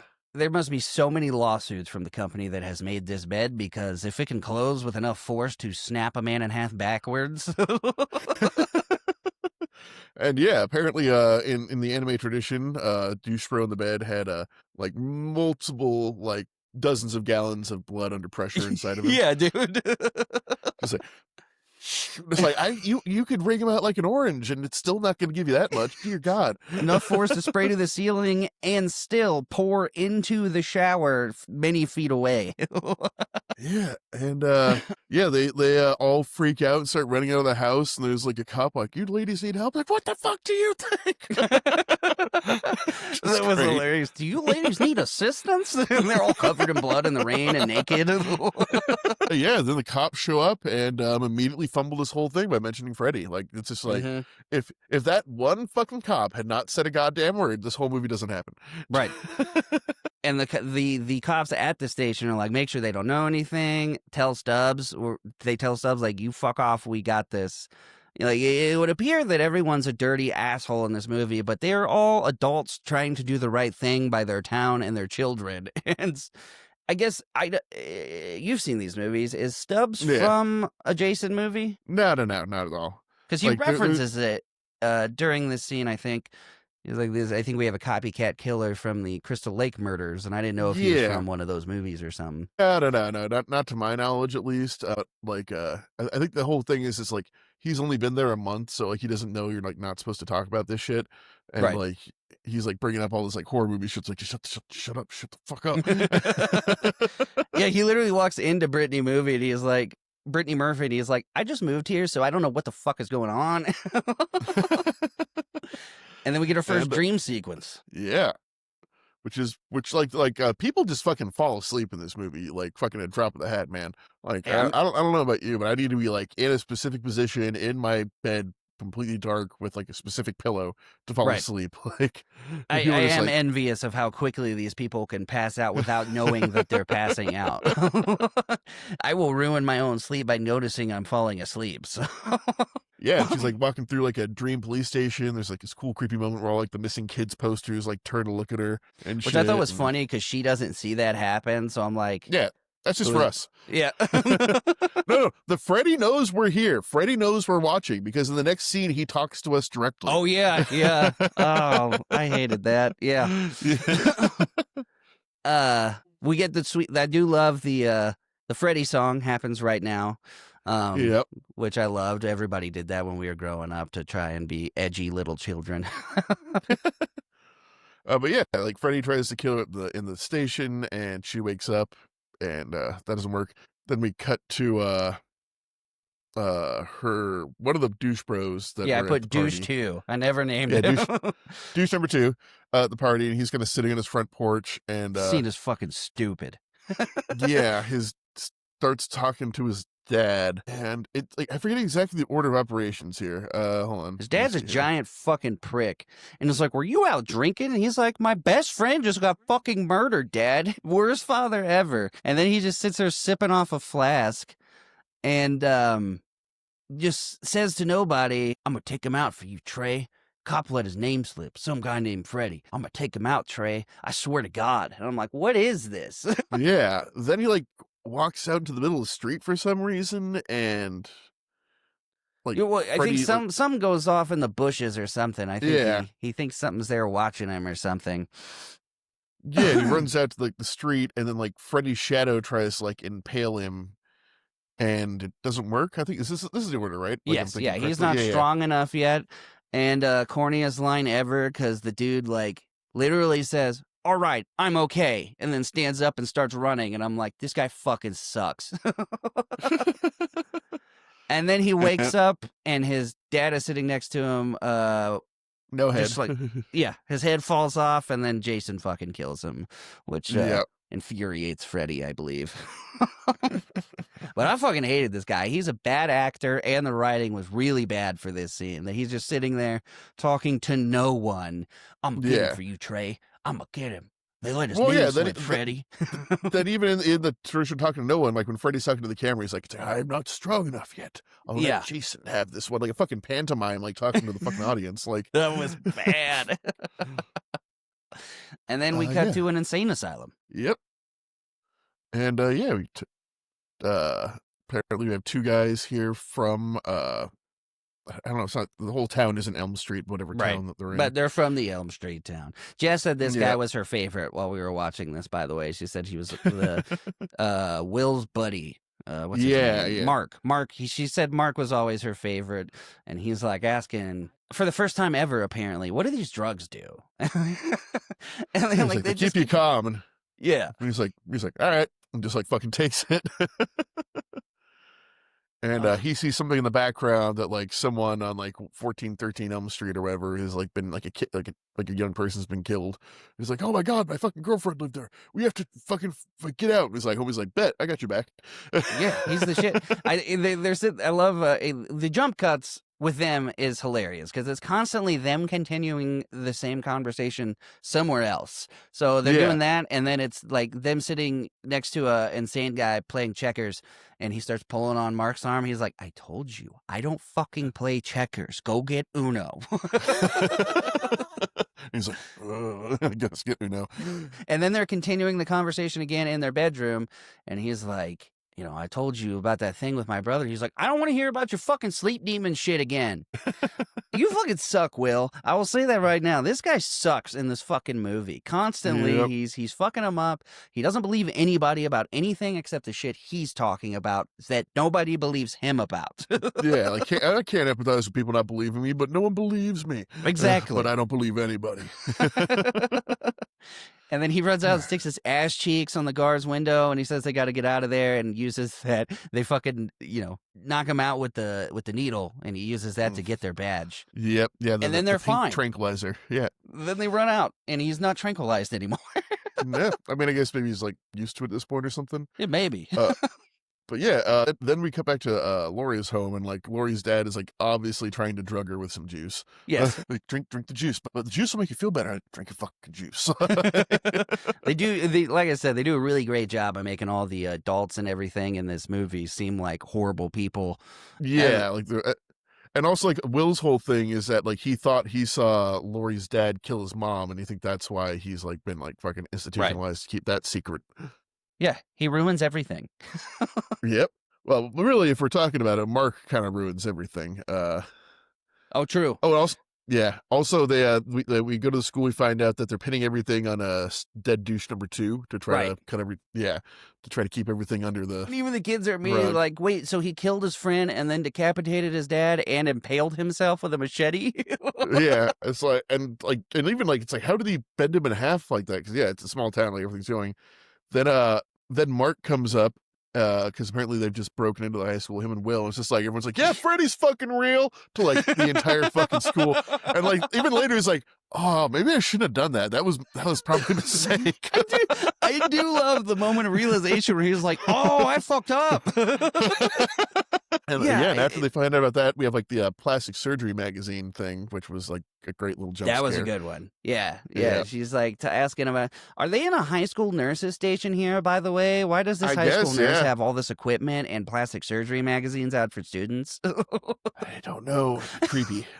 Yeah, like he starts like flipping through the pages, and like the pictures like get like progressively like worse and more graphic until it's like straight up like a vasectomy or something. Like, I don't know what the fucking last page is, but it's fucking like hardcore like medical journal pictures and shit. Freddy's like, "Got your nose, bitch," and it was like, it's the first bitch of the movie. Yes. I just immediately say, you ever seen the Rick and Morty with Scary Terry? Yep. Yeah, I even referenced that later when he's running. It's like, have you tried hiding? I love their interpretation of Freddy. He just says it even when he's saying that. He's like, "Aw, bitch." It's just like a verbal tick. And then they're looking at papers. So they run away. Like the principal comes out. Is like, "You guys need to get the fuck out of here." And they all start running away because of a principal. And then they go stay in school and go to the library in the school. Yeah. then the cops show up and fucking chase him out. Yeah, it's kind of weird. But yeah, they do find out that like in all the public records and shit that like Freddy's death has been completely like blotted out and covered up and redacted and everything that he's ever done. They can't find anything. Mark can't find anything in his brother's death like at all. Like he's like, okay, something fucking weird's going on. Like I'm not crazy. This is like people are actually doing shit. Yeah. And then Will says, "We've been quarantined so nobody knows about Freddy," or whatever. And they figure out they're like, there was a good reason, and they're fucking everything up. And then they continue. They have that realization. He's like, "But I need to go check on my girlfriend." Bro, what? Yep. Yeah, and but apparently, what they've been doing is like anyone who knew about Freddy, they threw him in the insane asylum and been drugging their asses to fucking like keep him was working. weak. Yeah, it's working great. They could have just killed you, Will. Yeah, no, they're being like, it doesn't look like that bad of a mental institution either. It looks pretty clean. They have Uno. They let him put his ass cheeks on the window and they don't beat his ass. Yeah, then we get to see one of the most badass airbrush vans I've seen in my entire life, and I want it. Oh, yeah. Yes, perfect setup for Scooby-Doo shit, but yes, that van is wicked. Yeah, it's like snakes and like a naked like Viking lady with like lightning bolts and smoke and ah, just Then we go to the peak 80s. hallmark of the Midwest, which is a rave in a cornfield, Yes. and it's awesome. It's the best rave in a cornfield ever. Also, Yeah, and Kia all is the worst cockblock ever. She is such an asshole to Linderman, and then I like oh yeah. later in the movie they're No, like kind of in love, which I didn't get. It was weird. yeah, I guess like he stood up to her, she's like, "Well, all right." Like kind of a Yeah, thing. Just like but yeah, she's been shitting on him the whole time and he basically tells her to fuck off and she's like, "Okay, I'll which is let you super weird because at the beginning of the movie she's pressuring Brittany Murphy into just fuck this random guy, come on. And then every time Linderman's like, "Hey, I really like you," she's like, "She's not fucking interested." Like Yeah, all she up in just his fucking. personally fucking well, maybe she liked him and maybe that's why she's like, I I want guess. you." I don't know. And I love the Yeah. cliche nerdy lines like the "I'm better than everybody" lines this guy fucking spits. He was annoying as shit. He's like, yeah, but nobody would understand with their fourth grade reading level these lesser primates. And I'm like, I hate you. Yeah. It's like that's why you're not getting laid. It's not because of how you look, Exactly. it's that. And then yeah, we have girl number 2, basically the friend that was slated to die because she had sex earlier. Right. Uh and we know like basically Jason's superpower is he can smell like sex and drugs like Yeah. at like a radius of like 60 miles. I was laughing my Like ass off at this part, though. I don't know if it was supposed to be funny, but yeah, she's super fucked up and just stumbles off into the cornfield because she's should not be in public at a party right now after the horrific death of yeah, her abusive boyfriend. But and she's even just in like death, blackout drunk. he is an abusive boyfriend. Even in death, his fucking head pops out of the cornfield. He's like, "Don't fucking make me wait, babe," and his head's like all shaking around and shit. I was Yeah. laughing. I don't know if it was supposed to be Oh no, scary. this movie is like intentionally funny at parts. Like it knows what it is and it doesn't take itself too seriously, which is why I enjoy it. Because like Right. some of these things, like if you ever seen like the fucking like the Rob Zombie Halloween remake, it's like Oh just yeah, takes itself way too fucking seriously. exactly. Like it's like you have to lean into like the absurdity of this a little bit, like to make it work. But They might have done that a little too much in this one, but I enjoyed those parts, honestly. yeah, exactly. It's like it made me laugh at at least the fucking happy brain chemicals. So whatever. But yeah. So yeah, she gets tricked into the cornfield by hallucination of her dead boyfriend, and then wanders into Freddy's boiler room. Yes. Classic Freddy scene. I loved this. He's chasing her around the boiler room. She's like, all the worst things you can do in these horror movies. She hides in a locker. Never fucking works. She falls down a lot. Classic Jason shit. It's kind of cool how Yeah. they're combining all these. Don't do this when you're a victim in these movies, and she does all of them across both fucking cinematic Yep. universes. Yeah. Then yeah, that's what I like said. Like you can run, but you can't hide, bitch. Like as she's like in the fucking like trying to hide. So apparently you can't hide either. And then as she like opens a door, like Freddy appears above her and it's like, "Gotcha, bitch!" And it's like about to like stab her with his like hands. And then like she just starts like coughing up blood and like Jason fucking like kill steals. Yeah, he kill steals and then fucking. Oh, right. Also, there's a guy out there fucking Oh, date raping training. her. Yes. Oh my god, how creepy! And what Yeah. killed me is it's the punk, and I'm like, no, pick one No. of the jocks. That's Yeah. and Yeah. It's just a he fucking glow stick stabs great guy. both of them and then Yep. yeets them into space. Yeah. But I mean the double penetration is a classic Jason move. I think that's like the first movie we get that. Kevin Bacon, I think, is double penetrated in the first Jason movie. Right. But I thought that was hilarious how far he throws that guy. Oh And yeah, then, no. But yeah, it just goes into that he is just like freakishly strong, like unstoppable. Like, right. And then he runs into the stoner guys. And then that part was hilarious. They Yeah, no, like, go find I a would say pig to this fuck. yeah, and they do mention before it's like I'm getting fucked up on this Everclear because they need to establish that it's like a flammable alcohol. Right. And I'm like, who the fuck is this in a cornfield drinking a pitcher of Everclear? Dear God. Hey, you know what? I have seen this firsthand in the Midwest. It's that was accurate. We all should have been dead. Yeah, and then he like 180 neck snaps the one dude. Yes. And the fat guy tries, man. Like I'll give it to him, man. He lit Jason on fire. He ran. He tried to warn people, and then he just gets fucking like Someday when we do our projectile sports macheted. movies, I want you to remember that guy because I'm like 99% sure they just copied Billy Bob from Varsity Blues is exactly who that is. He goes, some bitch, when he sees him snap his neck, and then, yeah, lights him on fucking fire. Now Jason is burning down an entire cornfield as he runs towards the party. Well, walks Yeah. towards the party. Yeah, just starts slaughtering this part. Like he must be so happy right now. Like it's just Yes. this must be like, yeah, like this, like in his head is this fucking like 60s hippie flower music playing, like I don't see me loving nobody but just cutting into a field of teenagers. It's And probably like Psycho also Killer playing in his head. oh yeah. Run away! But Yeah, and I do like the flaming machete that comes flying out of the cornfield. Super cool shot. No, yeah, this scene of this chef's kiss fucking like 80s schlock in the best Yes. way. Great. I love the throwaway oh, line also when they're running away that Jay goes, yeah. that goalie was pissed off about something. Yeah, I put that down as the best line of the movie. Yeah. It's not wrong. And then, yeah, this is where you get your Scooby-Doo shit because, you know, basically Linderman and is it Billy Bob, the jock? Is it him that they're smoking together in this van? I think so, yeah. Who's the other person that gets away with the main group? It was is, either a hold on. jock or the punk. I don't remember. Oh, it was the Let me see stoner here. kid, Jay. Yeah. Jay is smoking It's- with Linderman in the van. And he's shaggy and they got the van and Linderman's everything. Yeah, no, it's a fully shag interior van, which is the trashiest thing ever. I still want one. Oh, absolutely. I literally, between this and seeing Scooby-Doo on TV the other day, I started looking up how much it is to get a Mystery Machine van. I imagine probably not less that than you would think. expensive. Yeah. Yeah, it's one of those things. Yeah, it's a paint job and a fucking 4-panel van, basically. Well, you can get all these cool setups too with all the bells and whistles on the inside that looks really fun. So, you know, someday. And then Will drops everybody off.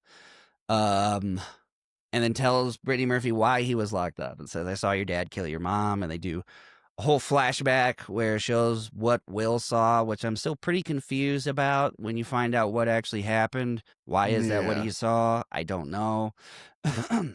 Unless he was in a dream. I don't know. Yeah, I guess, like, because, well, I mean, it happened in the Elm Street house. And, like, he does say later, it's like, I love killing the horrors that live in this house. So, Right. like, I guess it was just like it was happened to be like his mom was living there at the time and he just fucking got her, basically. And we know Freddy loves to fucking torment people by like looking like other people. And Yeah, I was thinking that, or later when you find out Freddy can fucking possess people now. yep, that too. God damn it. So it could be a lot of things. It's unclear, but yeah, that was funny. And then, fucking her dad runs out while they're talking and was like, get the fuck away from my daughter. You're not going to put her in danger again. And Brittany Murphy's like, I want to see a death certificate. Like somebody just has that on hand. And the whole time he's just like, here, take these pills. Just take these pills, though. I've been known to lie to you, but take these like random pocket pills you never had before. And at one point, this is I think the point of the movie I noticed that it's been bugging me the whole time. Outside of this, because like they did dark good in Alien vs Predator, like the deep blacks and stuff like that. Yeah. But outside is bright fucking blue Yep. in this movie. Yep. Outside at nighttime, it's just like blindingly blue neon light everywhere. Yeah, I'm not sure what that was about, but yeah, it's like clear as day. She runs out the window out to Will's van, and he's like, we can't trust anybody. And goddamn it, this is another Will. If you just went back to the insane asylum, it might have been less bad. Yep. And then Mark is having a nightmare, and this scene was rough. Yeah, I would say maybe basically Will sees his older brother who did things to himself, which we can't mention via YouTube, but it's he's in a bathtub. That should give you enough hints as to how he went out. It involves control, deleting oneself. It's a whole thing. But basically, Freddy's mocking him and just giving like a whole breakdown of the plan, basically, which is kind of weird. It was weird, and like, hey, this kills me, bro. So yeah, he's getting tortured in the dream, and it's like half awake, like. Because Brittany Murphy and Will are standing outside of a window watching it happen, banging on this barred window, like, oh no, Mark! And I'm like, dude, none of you went around to a fucking door or anything. I know, but I guess it is kind of established in like a lot of the Freddy murders and stuff. Like once he gets his claws into you, both like literally and metaphorically, like you're like trapped asleep basically at that point. Like there have been many times like wake up, and then they see like horrible things just like happen to them. It's just like Oh, I think like if like you're in the initial part of it, you can wake up, but like once he's like got his hands on you, like it's like you're kind of done. okay.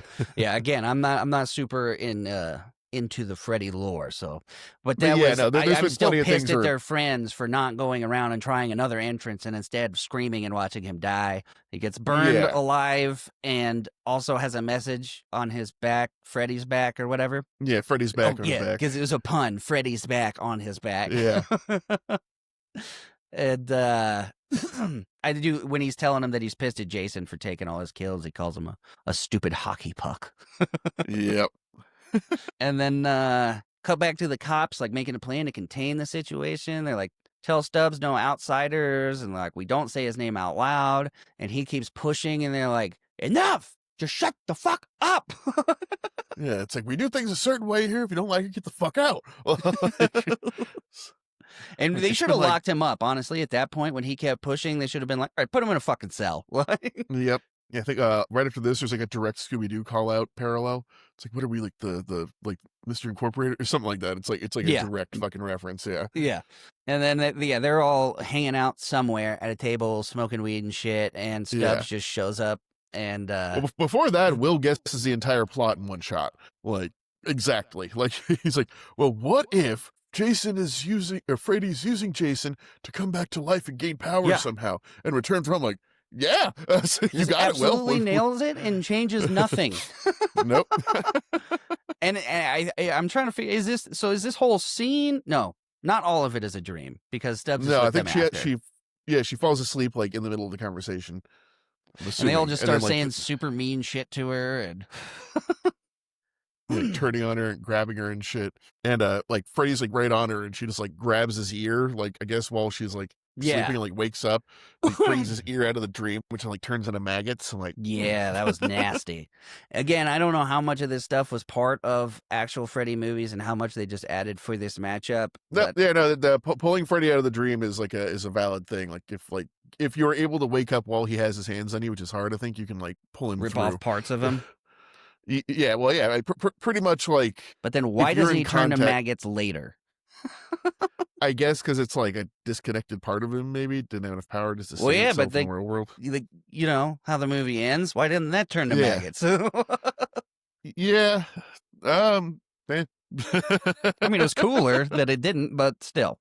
They I go just into assume the maybe he did the maggot thing to fuck with her. Maybe like it was intentional. yeah. Okay, yeah. So they figure out that they have a The really on the nose name for this too, but they figure out the drugs that they were taking at the insane asylum make it so that they never dream. What was it Hypnosil. called? Yeah, Hypnosil. Hypnosil, yeah. It was super fucking on the nose what the drug is Reminds me of for. fucking Timasil from fucking Arrested Development. Yeah. And I'm like, one of them's a cop, so they all break into the asylum. I'm like, why didn't the cop just like, hey, I'm a cop, I need these, or I'm confiscating these. If everyone knows Yeah. what's happening and that's why they're on these drugs, why can't they just be like, hey, we need all these drugs because Freddy's fucking with everybody? Yeah, I don't know. I mean, I guess he doesn't trust the other cops at this point or something, like because they're telling him to like fucking like back off the investigation and shit. Hang on, one But second. yeah, they okay for it. Apparently, Brittany Murphy is not Brittany Murphy. Jess just texted Who me. is it? I always mix up these people. Laurie Campbell is Monica Keena. What? I could have sworn that was fucking Brittany Murphy. I said that to her out loud and she said nothing and has let me say that this entire time. Whatever. Oh, you just Not go- Brittany Murphy. Looks exactly just go- like her to me. Go back and find all the Brittany Murphy mentions. Just like put like 80 yard really badly and fucking Monica Keena over it. I can do that. I Yep. probably won't. But...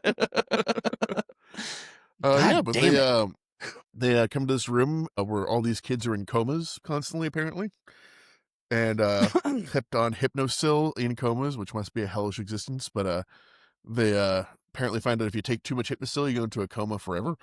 Right. Yeah, they got a weird, creepy room of all these people. I also Yep. put that this little control room has entirely too many buttons and switches. Like it looks like Oh, a yeah, and dashboard from apparently- Star Wars. Is run from like 10,000 volts. We find out later. Yeah, Uh, dude. Makes zero fucking sense. yeah, it's just like it's a direct like tie to the main fucking power line of the city for whatever fucking reason. But but yeah, after this, I put down a Freddy worm, and that's all I put about that scene. Because wow, That was something. That was something. yeah, it was something. They got the most cliche pothead doing the most cliche pothead shit, like, Yep. giggling and talking to himself. And then yes, he's Freddy Worm with a hookah bong and Yeah, he's like, cool. Oh my god, giving fuck the stoners blows that weed name. in his face, and he just follows it around. I'm like, what the fuck, dude? He's like, I shouldn't throw these pills where we need them, but okay. Just starts like dumping all the fucking hypnosil down the drain. Then like looks up and just like Freddy Worm just like jumps into his body and like possesses him. So Yep. he's Freddy now in the waking world. So was that a thing in the other Freddy movies? That one I can't remember. That he could just straight up possess people? Yeah, that one I don't think so much. Again, I could be wrong, but like mostly it should be tied just to the dream world. Like you shouldn't be able to do shit while people are awake. Right. But I don't know. Well, I thought maybe it was like some in between thing because he's baked as shit, and so Yeah, I've seen like one and two the most, and I don't remember that from either of those. So I don't know. it's all just one big PSA against weed. Yeah. Two, by the way, is one of fucking Johnny Depp's first movies. Johnny Depp is in Nightmare on Elm Street. Two, correct. Yeah, He's like, I should watch he's like these 17 movies. or some shit in that. Number two is like one of those movies, kind of like He-Man, where like they didn't realize they were making like an iconic gay film. The whole thing is like a bunch of like 18-year-old dudes like sweaty in their boxers the entire time, and like the people that made it say like, yeah, we didn't see it, but I was like, dude, really? And it kind of like deals with things like gender identity and like self-hatred and stuff. It's like, two's actually pretty deep, and then after that it just falls off a fucking bridge. But yeah. Yeah, I have seen what happens to Jason as the franchise went on, and holy fucking shit. But Yep. Jason comes out and attacks Stubbs and Linderman and electrocutes the shit out of himself and Stubbs because they have 8 million buttons and, like you said, fucking 80,000 volts in this room for some reason. Yep. Yeah, he just full on Home Alone 2 is fucking Stubbs. Just like electrocutes the fucking shit out of him. And then They're all running. Yeah, Jason's chasing them, and they run past Stoner in possess mode, and he says, "Let me handle this bitch." Yeah. He just got two massive like doses of tranquilizer like hidden behind his back. Right. And then we get our first actual face off, and it was kind of dumb. When he's throwing them all around the room and stuff, and then starts like air humping him with the force. Yeah. Well, it's just like it's this thing where like at first he starts like fucking with Jason, where he's just like, "Oh my arm, oh my other arm," and like doesn't realize like he can't do anything to him. And then just like there's literal pinball machine sounds at a point where he's like fucking flicking him around with his fucking mind and shit. Well, and then he says, I don't remember what the term is, but some pinball term. He says it when he does it. But I just love the air hump. Cracked me up. Yep. Yeah. And so he says he nails Jason, he pins the balls Jason, he squishes Jason. But he still, even in the dream, cannot kill Jason. Like, fucking, he's like, why won't you fucking die? Yeah. And then some water comes out of a pipe or something, and then he figures out he's afraid of it.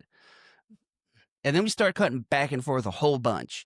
Because for some reason, they take it upon themselves to put Jason pass out in a van, which I don't know, man. Yeah, but I guess they say, like, they're doing it to give, like, well, I guess they have a plan now. The plan is, they're figured Freddy is distracted with unconscious Jason, which they're right. And they say, well, if we take him home and, like, Freddy, and their plan is to pull Freddy out into the real world so Jason can fight him, I think.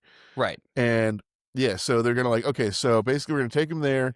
If Freddy wins, I forget what the contingency for that is, but, like, they're like at least like they fight there for long enough and we can get away. And if Jason wins, then he's at home. He should have no fucking reason to come after us, basically. Right. Yeah, it's pretty. They're making a lot of plan. assumptions.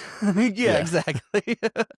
They're driving him around, and then you see Freddy's like torturing him, drenches him in water. Jason like turns back into a naked kid. Yeah, and then like Freddy like puts this like blade into his head in a really good effect. And then we cut to the worst effect of the movie of the brain CGI. The brain CGI. It's like when he's going into like Jason's brain, he's like literally going into like the neurons Oh and shit. The yeah, brain yeah. opens up and it's just Completely unnecessary yeah, too. Yeah, yeah. literally And digs through his memories, and you see a floating dead titty. yep, put dead boobs. And yeah, so their whole plan is to use Lori as bait to pull Freddy out, basically, where they're gonna send her in, get her to rile him up, make him hold on to him, and then have them wake her up in the real world so they can pull him out. Yeah, and they got like something to inject him with to wake him up. I put says she can drag Freddy out. This plan is fucking stupid. Yep. And then I put in she's in his nightmare for some reason. Like they switch. What exactly happened? They like switch places, and I don't think that was part of the. No, it was. You're right. It was part of the plan. yeah. They switch places. Jason's awake. She's in the nightmare now, and pisses Freddy off because it was like right when he's about to kill Jason. Yep. Yeah, and she's like trying to save him and like pull him out of the water and shit. So he's walking There's around his necroph- nightmare, which is him getting tortured at camp, and Yeah. sees some camp counselor just absolutely drilling another counselor in front of all these children and shit, which I'm assuming is from one of the movies. Yeah, well, that's basically the plot line of like the whole thing with Friday the 13th. Have you ever seen the original Friday the 13th? I might have, but I don't remember a goddamn thing about it. Okay, so yeah, getting a spoiler for a 40-year-old movie at this point. Basically, the first Friday the 13th is kind of a whodunit mystery where a bunch of campers go to camp counselors go to get the camp ready before the campers get there. They start getting killed off one by one, and there's this like nice old lady that's there the whole time. But it turns out the first killer, Jason's not even in the first Friday the 13th, except for like a fucking second at the end. But the original killer is his mom, and the reason she's killing everyone is because she hates camp counselors because they were having sex while Jason was drowning in the pool. So that's why she's going around and killing things. Okay. And then at the end of the first one, like deformed water baby Jason comes out of the like the water and like takes the last girl down. Ew. I think it's a dream or something, but it's very unclear. And then the second movie is where he shows up and he's got a bag on his head, and motherfucking Jason doesn't even get the mask till fucking night, or Halloween or Friday the 13th #3. That's when he gets the fucking hockey mask. Holy shit! People really hung in there for this. Yeah. And yeah, she's like, she's like, you guys need to go help him. Like seeing Jason drown, and then the guy fucking the girl is Freddy, and he turns around and he goes, I can't help that this bitch is dead on her feet. She's dead now. Yeah, just a corpse. Yeah, and she runs over to the water and tries to help him, and then doesn't because he's ugly. Yeah, he like comes out reaching for it. She's like, oh no.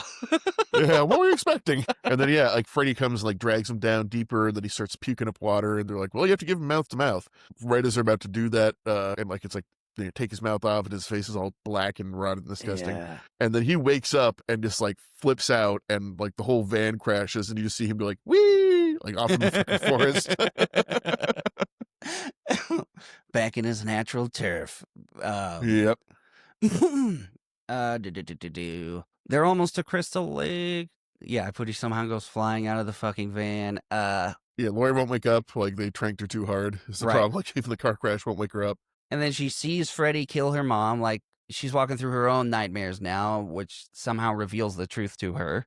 I'm assuming Freddy's just fucking with her at this point. And then they're in a cabin at Crystal Lake. They see Jason coming towards the cabin, and he comes in and accidentally starts like burning the fucking place down just by walking inside. Yeah, but we get the classic kiki ma ma ma here. Yeah. And then Kia receives the ultimate bitch slap from Jason, just launches her.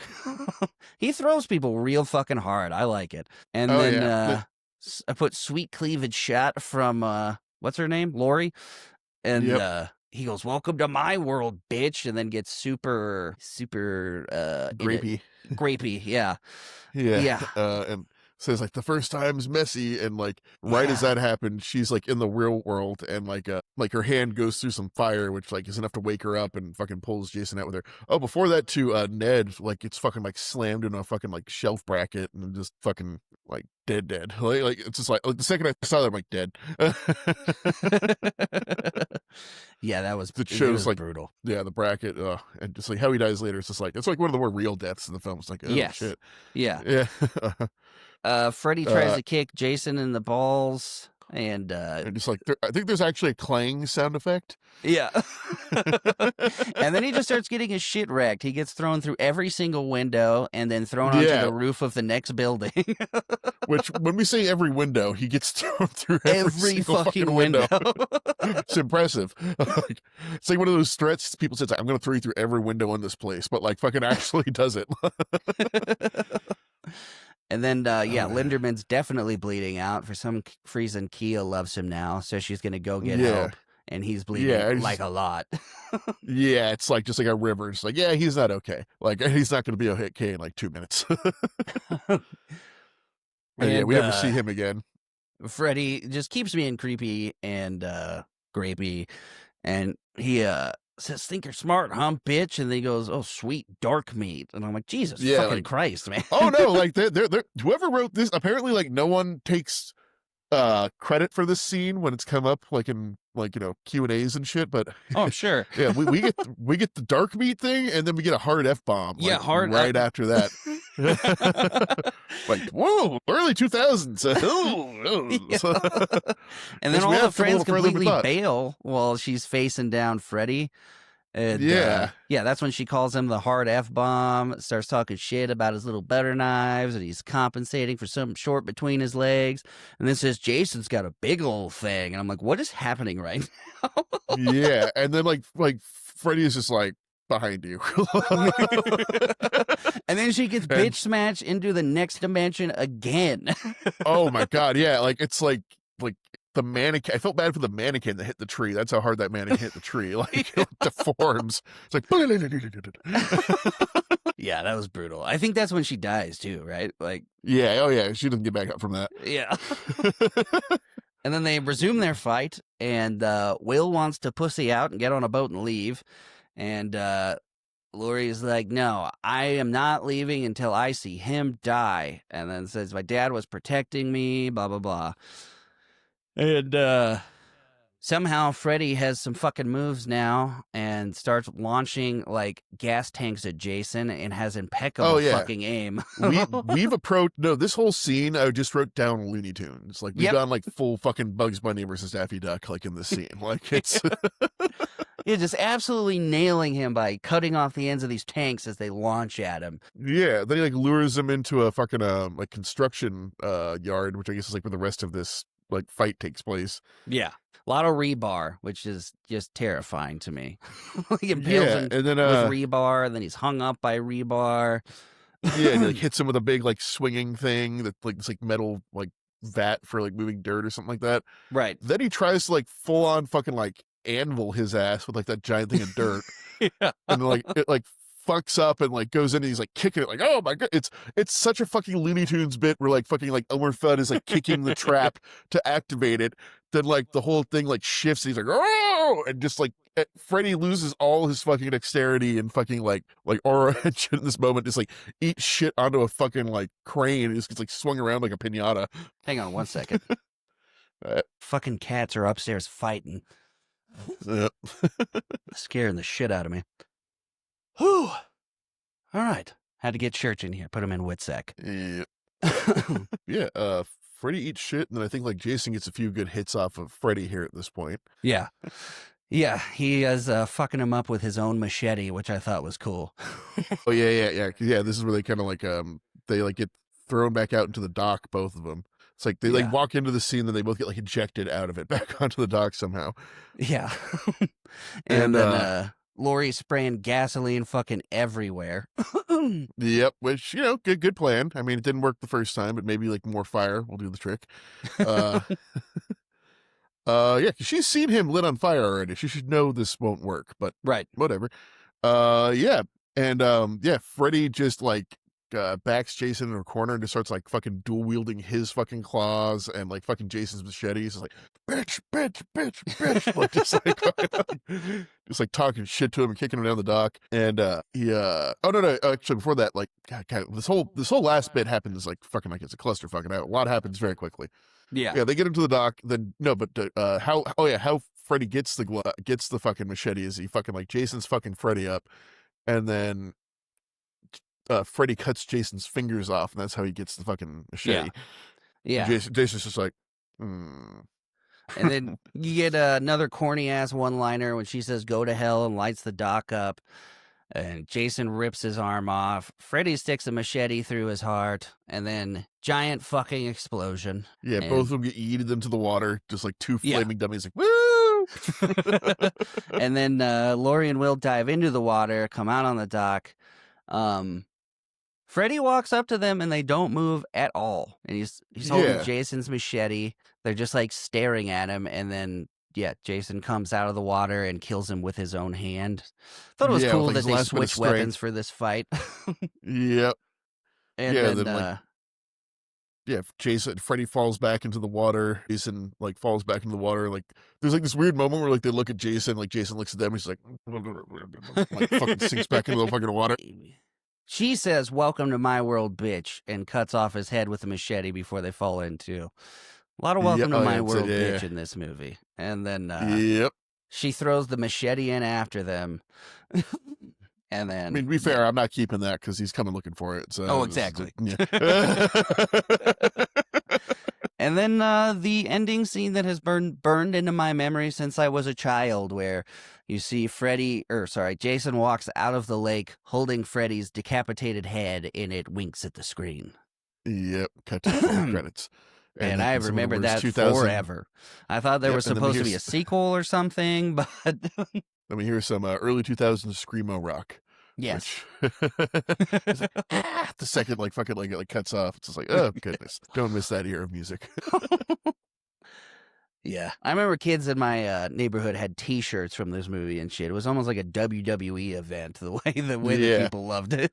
All right. Well, now that we've gone through the plot of both movies, we're going to take these movies through 10 rounds. Some of them are recurring rounds through every episode. Some of them you have to make more specific to these movies because they are not like other fucking movies. All right, so I've got Jess is unfortunately unable to be on camera today, but I do have her scorecard with her notes for what her scores were and why. And we have our scores already prepared and ready to go, so we're going to get right into it. Round 1.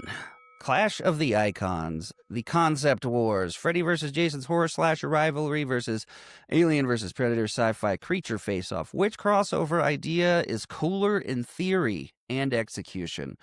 This round's about the premise itself, not the fight scenes. Yeah, I mean, like it's hard because like, well, I gave the edge to this one personally on Alien vs. Predator. I gave Alien vs. Predator a 8 and Freddy vs. Jason a 6 because only by the fact that we've been doing horror movie mashups for like decades at this point. Like it's just not a new thing. We rarely see the sci-fi mashup. Like Right. genres rarely cross. Like there's no Star Trek, Star Wars like fucking special. Like Right. you know, we don't have Battlestar Night or Battlestar Galactica and Stargate doing a fucking team up, but like fucking which would be cool. Right. Yeah, no, like you said, I wish more of these had happened after this. Yeah. I did the same. I went 10-9 here going to Alien versus Predator. Like you said, it just seemed like it was made for that. Like the way Yeah. it fits together so perfectly, the background for they set up aliens on Earth to be a breeding ground so they could come hunt them, and the way xenomorphs are made perfectly to breed inside of humans. Yeah, I thought the premise was a lot better to me. Yeah. And just the intro to Freddy vs. Jason, they have to cram shit so fast. They're like, this, and this happened, and I'm doing this because of this, and here we are. Yeah. Whereas Alien vs. Predator is like, yeah, no, this makes sense, and my logic fills in a lot of the gaps. Whereas like Right. for Freddy vs. Jason, they have to bend some shit into position to make this happen. It's like when Superman and Batman or Superman and fucking DC and Marvel crossover, where like some weird fucking thing has to happen for this to fucking work before we even get started. Exactly. Jess went. This is the first time I've looked at her scorecard. She went 10-1, Freddy versus Jason. Okay. Freddy versus Jason because the history of the two big bads I grew up watching now in the ring together. So purely based in nostalgia there, and she's big into horror and slasher movies, so I'm not shocked there. But I was not super deep into any of these franchises. I've seen some of them, but yeah. I was Just seemed definitely to more fit into the better. horror franchises, but yeah, no, the Alien versus Predator, like I said, just meshed very well. Right. Like even the kind of visual styles of both movies like kind of fit together in a good way. Exactly. Taking us into round 2, build up and premise. Dream Logic and Elm Street Resurrection versus Ancient Pyramid Traps and Predator Hunting Rituals. Which film does a better job setting up its showdown? God, I mean, we've been talking about this, but like I said, I think I put like a 8 for Alien versus Predator and a 5 for Freddy versus Jason, just because that opening fucking like, here's what's going on. I'm Freddy and this Exactly. is what I'm about and this is what I do and I like killing people. It's just like this is you're telling, not showing. We could have Exactly. done this in a way that would have been narratively satisfying without just literally spelling it out for us. Yeah, I went 9-8 here. Same exact reason. The ham-fisted fucking intro to Freddy versus Jason, and I don't know, the build up in Alien versus Predator feels a little more palpable because they're like being hunted throughout Mhm. the pyramid and shit. And just a lot more build up. I feel like you jump into it a lot faster in Freddy versus Yeah. Jason. Jess went 7-4 Freddy versus Jason. I'm going to tell you right now, it's going to be a lot like this. Yeah. Well, we wear our biases on our sleeve here, so it's not that big of a Right.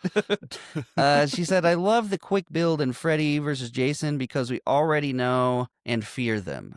Alien versus Predator, the tension was cool, but nowhere near Freddy versus Jason. Yeah, I disagree. I mean, I I could do argue too. the I wish person's she side was here, here but right now so I could tell her I yeah. disagree. I don't feel like But there yeah, was just tension in Freddy versus there was no Jason. build up. No, it's just we're like right off the bat, here's boobs and murder. Like it's just like there was a kind of a slow build to Alien versus Predator, but I guess Freddy versus Predator, like we know what you like and know what you're here for here. Exactly. I can't wait for her to watch this. All right, round 3. Round 3, Bell. There we go. Human fodder. This one's hilarious. The Yeah. unlucky teens of Freddy versus Jason versus the corporate explorers of Alien versus Predator. What supporting cast adds tension instead of just upping the body count? I mean, like honestly, I almost wanted to give this one a tie, but yet again, I think Alien versus Predator edges out just a little bit because like Freddy versus Jason, all they have time is archetypes. It's like here's the virginal last girl, here's the boyfriend, here's the stoner, here's the douchey jock, like here's the preppy nerd. Like I don't like not at any point when any one of them died did I feel especially bad. Yeah. Uh like they're all I kind of actually went the pricks. opposite way here. I Oh, eked really? it out, but I went Freddy versus Jason solely just because they live longer. Yeah, but I That's mean, pretty like, much it. They're around more of the movie, and they're all together in the van trying to make a plan. And I wouldn't say they end up being much more than human fodder, but they are together longer to make plans. yeah, true. But I mean, I think there's just a little more ethos, like in like some of the Alien versus Predator characters, just because like it's like you're like, oh, I have a children and I'm a dad and like I'm making this thing for my kids and we got to try because like we have kids, we can't give up. Yeah. And like like, even the Italian guy, where it's like, oh, I've always wanted to see like an ancient civilization. I've been close, but never close enough. And like when they died, I felt They bad. Like definitely when had a like, lot more to them. I just once the Aliens and Predators came out, they were the definition of human fodder. I know, But but I like knew their it was names. very close. I put 8-9 or what did I say? 8-9 here, yeah. And no surprise, Jess went 9-4 here. Freddy versus Jason. We're on round 3, right? Yeah. Yeah. Campy horror Stan will always choose the douchey teens fucking around and being reckless. And in Alien versus Predator, the only one I liked was Lex. I fully Yeah. disagree with that. Yeah. And with the Lex part, I liked other people better. Yeah, like Wayland was a cool character and like pretty noble in the end, and like Italian archaeologist was kind of fun. And He was fun, other like, than the part I forgot to point this out. They are definitely ADRing his lines in the beginning pretty hard. oh yeah, and yeah, I guess the Resident Evil Cube guy is also like he's fun to see Yes, and things. yes, I love him.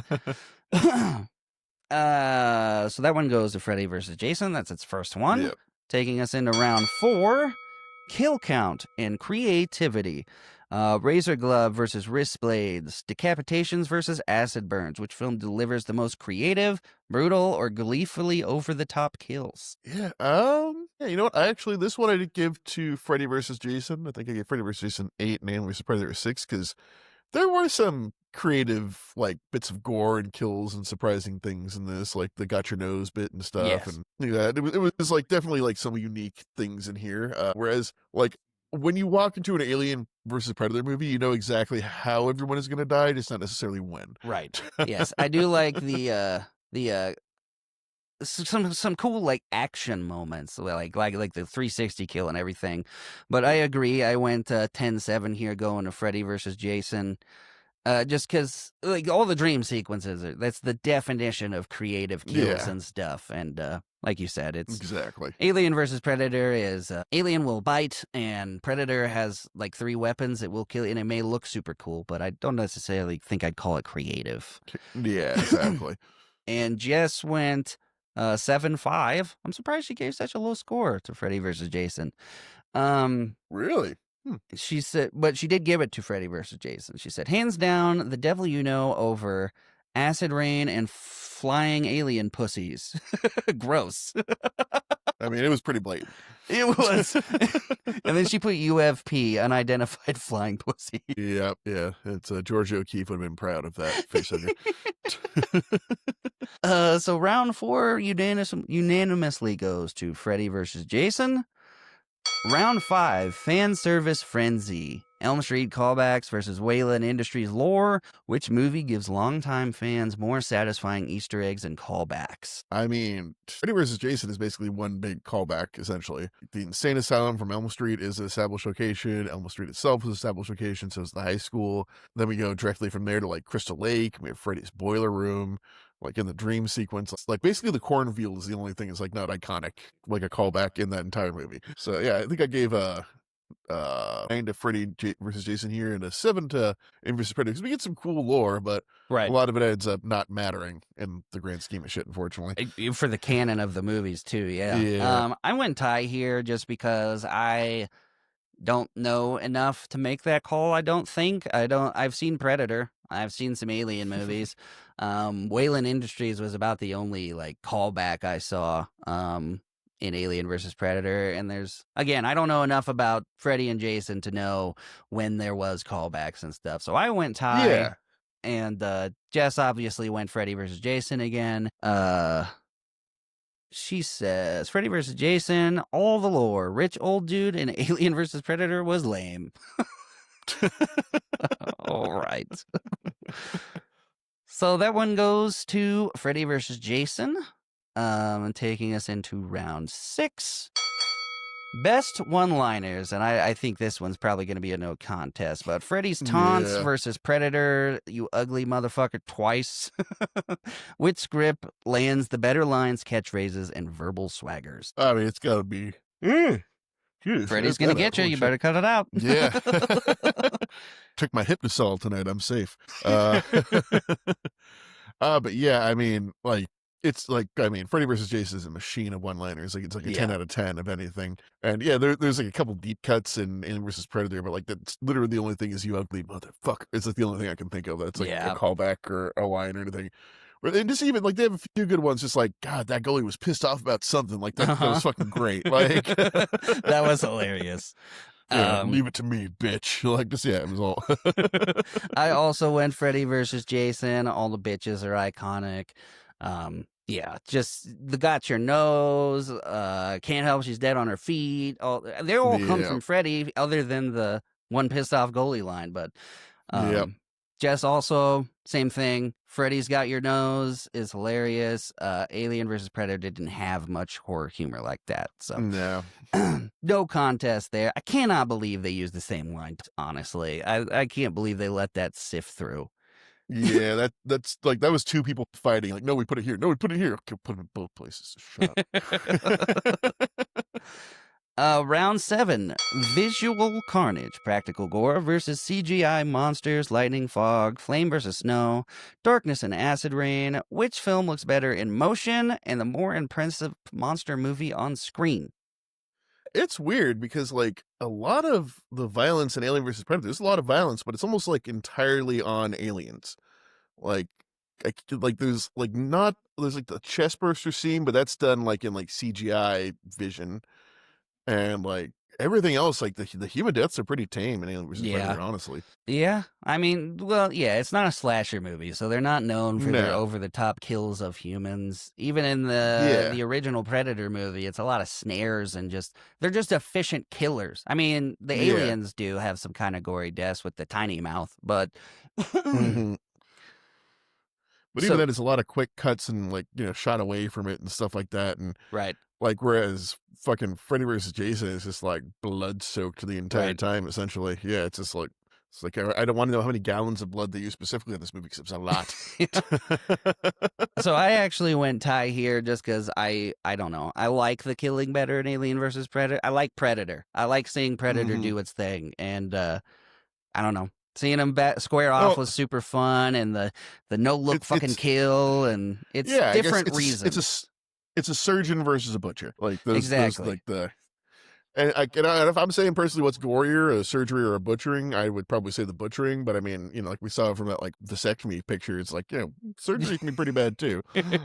Well, Um, and the face but yeah, huggers just really fucking get me in Alien versus yeah, Predator. true. That's a different kind of visual carnage.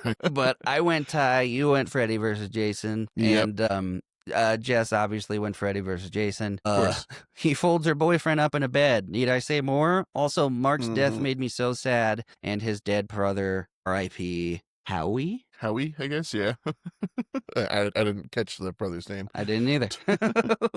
But that goes to Freddy versus Jason as well, taking us into round 8. Tone and atmosphere. Nightmare camp horror versus claustrophobic sci-fi dread. Which film nails its chosen vibe and sustains tension from start to finish? Yeah, honestly, this one I gave it up to Alien versus Predator because fucking I loved uh, Freddy versus Jason, but like the tone is all fucking over the place Yes, sometimes. agreed. Like I mean, like we have like the pinball Freddy scene, then we have like compare that to the Will's brother in the bathtub scene, Mm-hmm. and then we have like the hard F-bomb drop near the end with like the trash talking, and it just like it seems like there was a lot of writers on this thing and they And there all put was, their which we fingerprint will on it. get So to yeah. later. But yeah, it goes back and forth between like chilling slasher vibes and then straight up fucking comedy. And then the hmm goddamn Freddy worm. Like, what the fucking shit Oh, was that? that reminds me. I don't know what we can do it with, but we got to do Broken Lizards Club Dread at some point. Yeah. Well, Fuck I mean, yeah. you could just do another Broken Lizard movie or Tucker versus Yeah. Dale. Oh, that's good. Yeah, Tucker versus Dale versus fucking Broken Lizard. That's a good We one. might actually be able to do that for the last episode. Jess really wanted Hey, to we do got Tucker and Dale. I mean, that's a that. I mean, we got our pretty kind of more serious horror movies after this, and that'd be a good palate cleanser after everything. I am So very down. Yes, that was a golden idea. there we Jess, go. no surprise, when Freddy versus fucking Jason again. Alien versus Predator had decent descent approaching level claustrophobia, but again, campy horror stan, Freddy versus Jason wins. So, hmm Alien versus Predator wins because me and Nick. But yeah, no, Alien versus Predator sets a tone real quick, and it does not Yeah, deviate from that. no, it maintains it to like the last fucking shot of the last scene, which I Yeah. respect. All right, There really isn't round many quips in it. I think like the condom joke is like the funniest thing in the whole movie. right. Yeah, not much comedy. Round 9, the final battle: Freddy versus Mm. Jason's lakeside bloodbath versus the alien queen versus Predator in a cult. Yeah, And then which climactic fight delivers the goods and feels like a true versus event? yeah. I mean, I think we kind of covered this earlier, but I mean, the ending fight between the alien and the queen, or the predator and the queen, was a little disappointing. It was, Like, if anything, yeah, because there's a especially couple cool because moves in it. especially comparing these two movies. Yeah, Oh there's yeah, so much more like of this is where the fight starts. yeah, oh, no, like the last third of Freddy versus Jason is Freddy versus Jason, which fucking Exactly. fair. Like, it's what I came here for, and it's what I got. Yeah, I Where there wasn't honestly I a don't know whole why lot of in Alien Alien versus Predator the last fight wasn't like the alien that's marked versus the predator that's marked. Yeah, I feel like the queen should have gone down in the thing, or like maybe like she gets halfway out with Scar or something like that, then because it's like a fight with a small alien is way more dynamic than like this big fucking hulking thing. Exactly. Like I wanted to see them out hunt each other through the fucking like Yes. destroyed whaling town. Yeah, there Like should have make it been like some nearby woods or something where they're just smashing each yeah, other through trees and like Alien keeps hiding up in the trees and shit. It should have been something like that. But what we got yeah, was Predator and Lex versus giant alien that they kill with 2 moves, essentially. yeah. And yeah, Whereas, yeah, the fucking Freddy versus Jason fight just fucking like goes back and forth for so long. Like, oh, Freddy's winning. Oh shit, Jason's winning. Oh shit, Freddy's winning. Oh shit, Jason's winning. like I said, it felt like a fucking WWE event, dude. Like some Undertaker level shit. Yeah, Jason from the top rope. Oh my God, he's back up. Oh, he impaled him with his own hand from behind. Signature move. The rebar feels like a WWE trademark too. Yep. No surprise to anybody. Jess said, agreed. Yeah, fair. So unanimously, Freddy versus Jason in round 9, taking us to our final round, which is a through line through our episodes. Final verdict. Which crossover stands taller overall? The one you'd watch, quote, and defend as the ultimate monster mash. Pure gut check. Who wins the legacy war? I mean, like fucking, I want to say Alien versus Predator here, just because I mean the Friday the 13th and Nightmare on Elm Street franchises have become floundering since this. Mm-hmm. Like they keep resetting and redoing their entire universe and doing Was there different a takes Jason and in shit. space after this? Oh yeah, Jason X, yeah, which Yes. I unironically love because that is one of those ones that just like we are embracing this as a super slasher movie. and I mean if you want to see Jason fight an android and lose and then come back and then kill that same android and that android has removable nipples and is referenced, you watch that movie. What the fuck? Yeah. No. The premise is great. Like, they go like basically it's a field trip back to Earth after Earth has been like completely fucking destroyed. It's like a bunch of like scientists, like a students going on like a trip, and they find like an old research facility, and apparently Jason's been on ice in this fucking like container for thousands of years at this point. And they bring him back onto a spaceship, and it's Jason on a spaceship. Yeah, no, I agree. I went 10-6 here. I just like Alien, like it says in the prompt, pure gut check. I just like Alien versus Predator better. Yeah, it feels just a cleaner mesh. Like we had to bend over backwards to get Freddy to fight Jason, but like I 100% believe that the aliens and the Predators have like fucking clashed at some point in the universe. Yeah, no, like the lore just fits like a puzzle piece, and it just works super well that they set up Earth as a breeding ground so they can come practice as like a rite of passage. And I can't believe that it's not part of actual canon now because it's just too perfect. And if we're talking about legacy, we got a new Predator thing this year. We got a new Alien thing this year. So yeah. And Freddy versus Jason is good for what it is. It's just not really up my particular alley. It's a certain mood, but it's like it's such a product of its time too, especially with like how it's shot and the music, and some of the jokes just did not fucking age well, like at all. Yeah. No, it was Alien versus Predator got a 10 for me, and Freddy versus Jason got a 6. I will hands down watch Alien versus Predator before I watch Freddy versus Jason again. And Jess, number 10, final verdict, Freddy versus Jason. Have seen it a dozen times, still laugh, still cringe, still quote it. Alien versus Predator wasn't my jam. One-time watch. So same answer for different movies from both of us. Not shocked she picked Alien versus Predator for final verdict at all. But they have their crowd. That's oh yeah. So giving that one to Alien versus Predator. Yeah. Let's see here. I will say though, I've recently found my limit on movies that I'm able to horror movie that I'm able to. Oh my god. Hang on one second. You mathing? Yes. 1, 2, 3, 4. Is this actually happening? Something is happening. I don't understand. Rounds 1, 2. Did I accidentally write this twice? Okay, that's what happened. I was like, how am I getting 6 rounds versus 5? 1, 2, 3, 4. So by such a narrow victory, Freddy versus Jason wins this one with a 6-4 split decision. Holy shit, I did not think this was going to end that way. I mean, it doesn't do everything well, but what it does well, it does very well. So, It does.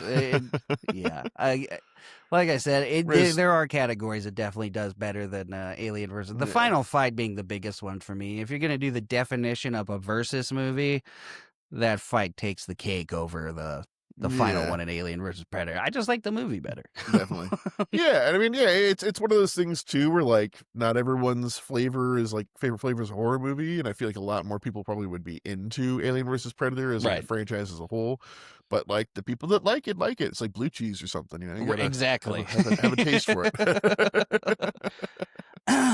um, so we will leave you with some Easter eggs and trivia. Winner this week was Freddy Yes. versus Jason.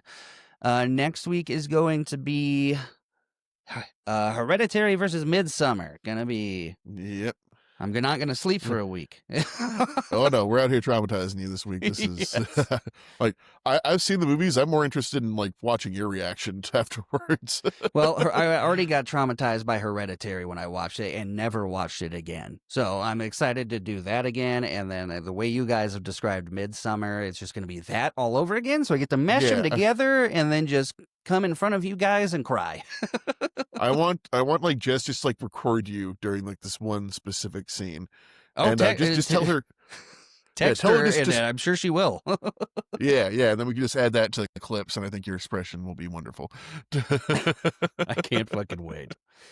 Um, Here's some Easter eggs and trivia for Freddy vs. Jason. There was a hidden alternate ending on the second disc's production menu. A hidden option revealed an alternate ending where Crystal Lake ripples into Freddy's dream world. Man, I miss DVD menus. I used to know, fucking dude. get fun with those, man. There's a couple facts for these movies that are all DVD menu facts. Oh, this was the heyday of it, man. Like fucking secret The thing. amount Like of I remember, like the Ring was a specific one where like if you left yes, the trailer play the intro screen open for too long, like the actual like Ring video would start playing. scared the holy fucking shit out of me, dude. The Hmm. amount of times I fell asleep with a DVD menu playing too, like these kids just will never know what that's like. Mm-mm. Oh, Robert man. Englund's onset hazard. England said Freddy's latex makeup was so thick he couldn't feel heat properly, and even when nearly burning himself during the fire scenes. Yeah, no, he did all his own stunts for this. Like even the underwater shit too. Like near the end, he said That's apparently it was like him in horror. full makeup and shit. So yeah, I No, mean, that would scare the shit out of me. mm-hmm. uh, There was a no nudity controversy. Actress Catherine Isabel signed a no nudity clause, but claims director Ronnie Yu pressured her into doing one anyway. So, I mean, super that's a fucked up. long line of fucking horror movie actors doing this. Like, there's a whole thing with, like Marina Sirtis, like the from Star Trek, has like this whole thing about the Death Wish director and shit about how he's like this horrible person who's like made her do Yeah. horrible things against her Happened a will lot, and and shit. it really adds some weight to the grapey vibes in this movie. Yeah, That might have just been a theme on an set. actual just a real artifact of the Yeah. shooting environment. It was filmed in Canada. First Freddy film shot entirely outside of the U.S., using Vancouver as a stand-in for Crystal Lake and Elm Street. Yeah. I mean, you can shoot this anywhere. It's like all kind of like Yeah. northern U.S., eastern U.S. I shit. did So grow up yeah. on Elm Street, by the way, so that always scared me. Ah, fun. All right, I'll do the Alien vs Predator here. So we have the Vela incident uh connection. Bova Island's location references mysterious 1979 Vela incident satellite flash. Predator redesign secrets. The ADI extended the wrist blades and visualized the masks and improved the animatronics for emotional range. Yeah, because I mean the original movie is just like, "Bah." Oh Yeah. god, if you want to look at something funny, look up the original Predator costume. Like actually go look that up now. Okay. It's one of those things where it's like, oh, they saved this movie from like just being another fucking B schlock film. It's bad. That's terrible. That Yep. looks more like Alien than it does Predator. That's so bad. Hmm. I'm so glad they I changed know. that. Oh yeah. Whoever added the dreads is a genius because that was so Oh yeah. iconic. This I is know. Yeah, he just terrible. looked like It looks like generic alien. one of the drones from the droids from fucking Star Wars Episode 1. Yep. Hmm. That's fucking bad. Oh yeah, no, like they did test shootings and it was like horrible, and they had to like stop production and like completely redesign the alien because they're like, and we have Good. Arnold Schwarzenegger for this, we cannot waste this. One fact that I thought was on here but was missing, but you mentioned it earlier. I forgot. Freddy versus Jason passed through like 8 or 10 different writers to try and get a Yep. final draft, and you can tell.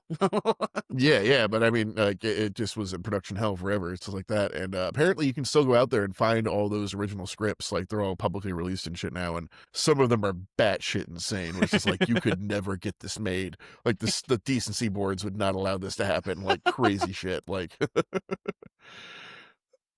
yeah, so we had unrated edition Carnage, restores over 5 minutes of gore and alternate shots, cut to secure a PG-13 rating. Bummer. And yeah, no, it happens all the time, man. Because they realize like the main fucking target for horror movies is 13-year-old boys, so they just knock them down to PG-13, and like the amount of like it's a whole thing too in the original Friday the 13th movies that like there are these recordings of like these amazing gory practical effect shots that like could hold on camera for like 30 seconds and still be fucking traumatic, and like they just cut them down to like these like half-second cuts because of like the public decency board and shit. It's just like these things are art and they get destroyed because people go ew blood. Well, now they could do whatever the fuck they want now. Some of the shit that comes out these days. Yeah. Well, but that's the thing. It's like it's being like seen as an art form now, which like we'll get into when we see Hereditary and Midsummer tomorrow, Right. where it's this Exactly. horror movie as in high art. But yeah, like in the 80s, it was considered crass and derogatory. You were considered like a bad person if you watched some of these things in Right. certain social circles. Like it's like we forget how jaded we've become to it, but these used to be like a big deal back in the day. Right. But yeah, then last one here, Dark Horse Comic Origins. Crossover draws heavily from the 1989 Dark Horse comic, echoing several panels directly. Yeah, I love Dark Horse comics. Every time there's a movie like this, and I find that out a lot when I find something niche like this that I love, like Preacher is Dark Horse comics, I believe, and Yep. I love everything they've ever done, so that makes sense. They did a lot of those back in the comic book era, the What Ifs and the Verses. They were like the best sellers Yeah. every time they did it. Well, they used to let people have like way more free hand with the continuities and shit because no one cared. Right. Like it was just like a couple of comic book nerds would get mad about it and post online about it. But now, like it's just become such like this like massive public industry thing that like if you tweak any fucking little detail, people fucking lose their goddamn minds. Yeah. And then between the Sony, Marvel, DC wars and who owns what, like shit doesn't really happen anymore. Yeah. I've heard rumors that Nope. there's going to be a Hulk versus Wolverine movie, a full movie, I have, which would be heard about incredible. Well, I mean, yeah, I know this whole next phase of Marvel is like bringing the mutants online. So Yes. I think how they handle that will dictate whether I give a fuck for the next 5 years. Yeah. Because if Well, they so fumble far, this, What I've seen is Yeah. pretty good. I mean, very little bits is what I've seen, but I Yeah. love what they did with Wolverine. There was a little Yep. snippet at the end of Marvels, the Marvels, Yep, where they had. yeah, one little Beast, yeah, Yeah. Kelsey Grammer Beast. So I'm down for some more of that. When I saw they're bringing back the original guy for Nightcrawler and all that shit, I'm very pumped for that. Yeah, well, no, especially after Deadpool, it seems like they're actually like respecting a bit what came before. So we'll see. Yes. But Just- we are getting to the point of because the original comic book movies were like I feel like just like fat dudes and fucking like CEOs fucking like with cigars like what makes money? The kids like Spider-Man. I'll make Spider-Mans. Yes. But now we're actually getting to the point where it's like no, I grew up with Spider-Man and I respect this shit. So we're gonna work hard on this. Yeah, especially with what's happening to the DC universe. James Gunn is solely the passion behind why that's working right now. Yeah. I love him. The more I learn about James Gunn, he's the tits. His fucking taste in Yeah, no, music, what he does with he's- these movies. Peacemaker was fantastic, and I never even Yeah, I fucking still- heard of Peacemaker before him. Yeah, still gonna watch the last episode of the new season, but yeah, that's been fucking wonderful. Yeah, no, Right. he's a great guardian for Marvel going forward, and DC. Actually, even DC. Like, I mean, he Well, did yeah, Guardians of the Marvel Galaxy and fucking everything fired too. him, and then he just Yeah. went and started reviving DC, and I'm like, this is the best thing that could ever happen to comic book movies. Yeah, I think you could probably actually like kind of like pinpoint like like here's Marvel, DC, James Gunn left here, and then they start like Yep. flipping. 100%. Yeah, I'm really Yeah, 'cause I'm psyched to see way what more he interested does. in fucking DC shit now than I am in fucking Marvel. Like, I'm like, oh, okay, That's cool, where I'm Doomsday. at right now. Between Yeah. the Superman movie and Peacemaker, and then there's going to be a new Batman. I believe with Jensen Ackles. It might have been somebody else, but I don't care. If James Gunn is making it, I'm down. Yep.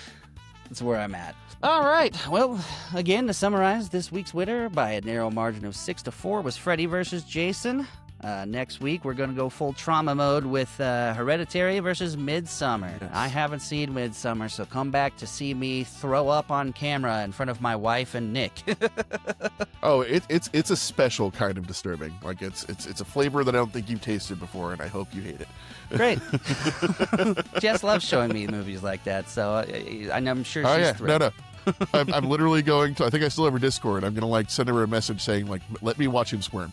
I don't know that she has Discord anymore, but I will send you her. I'll just send you her number after this. So.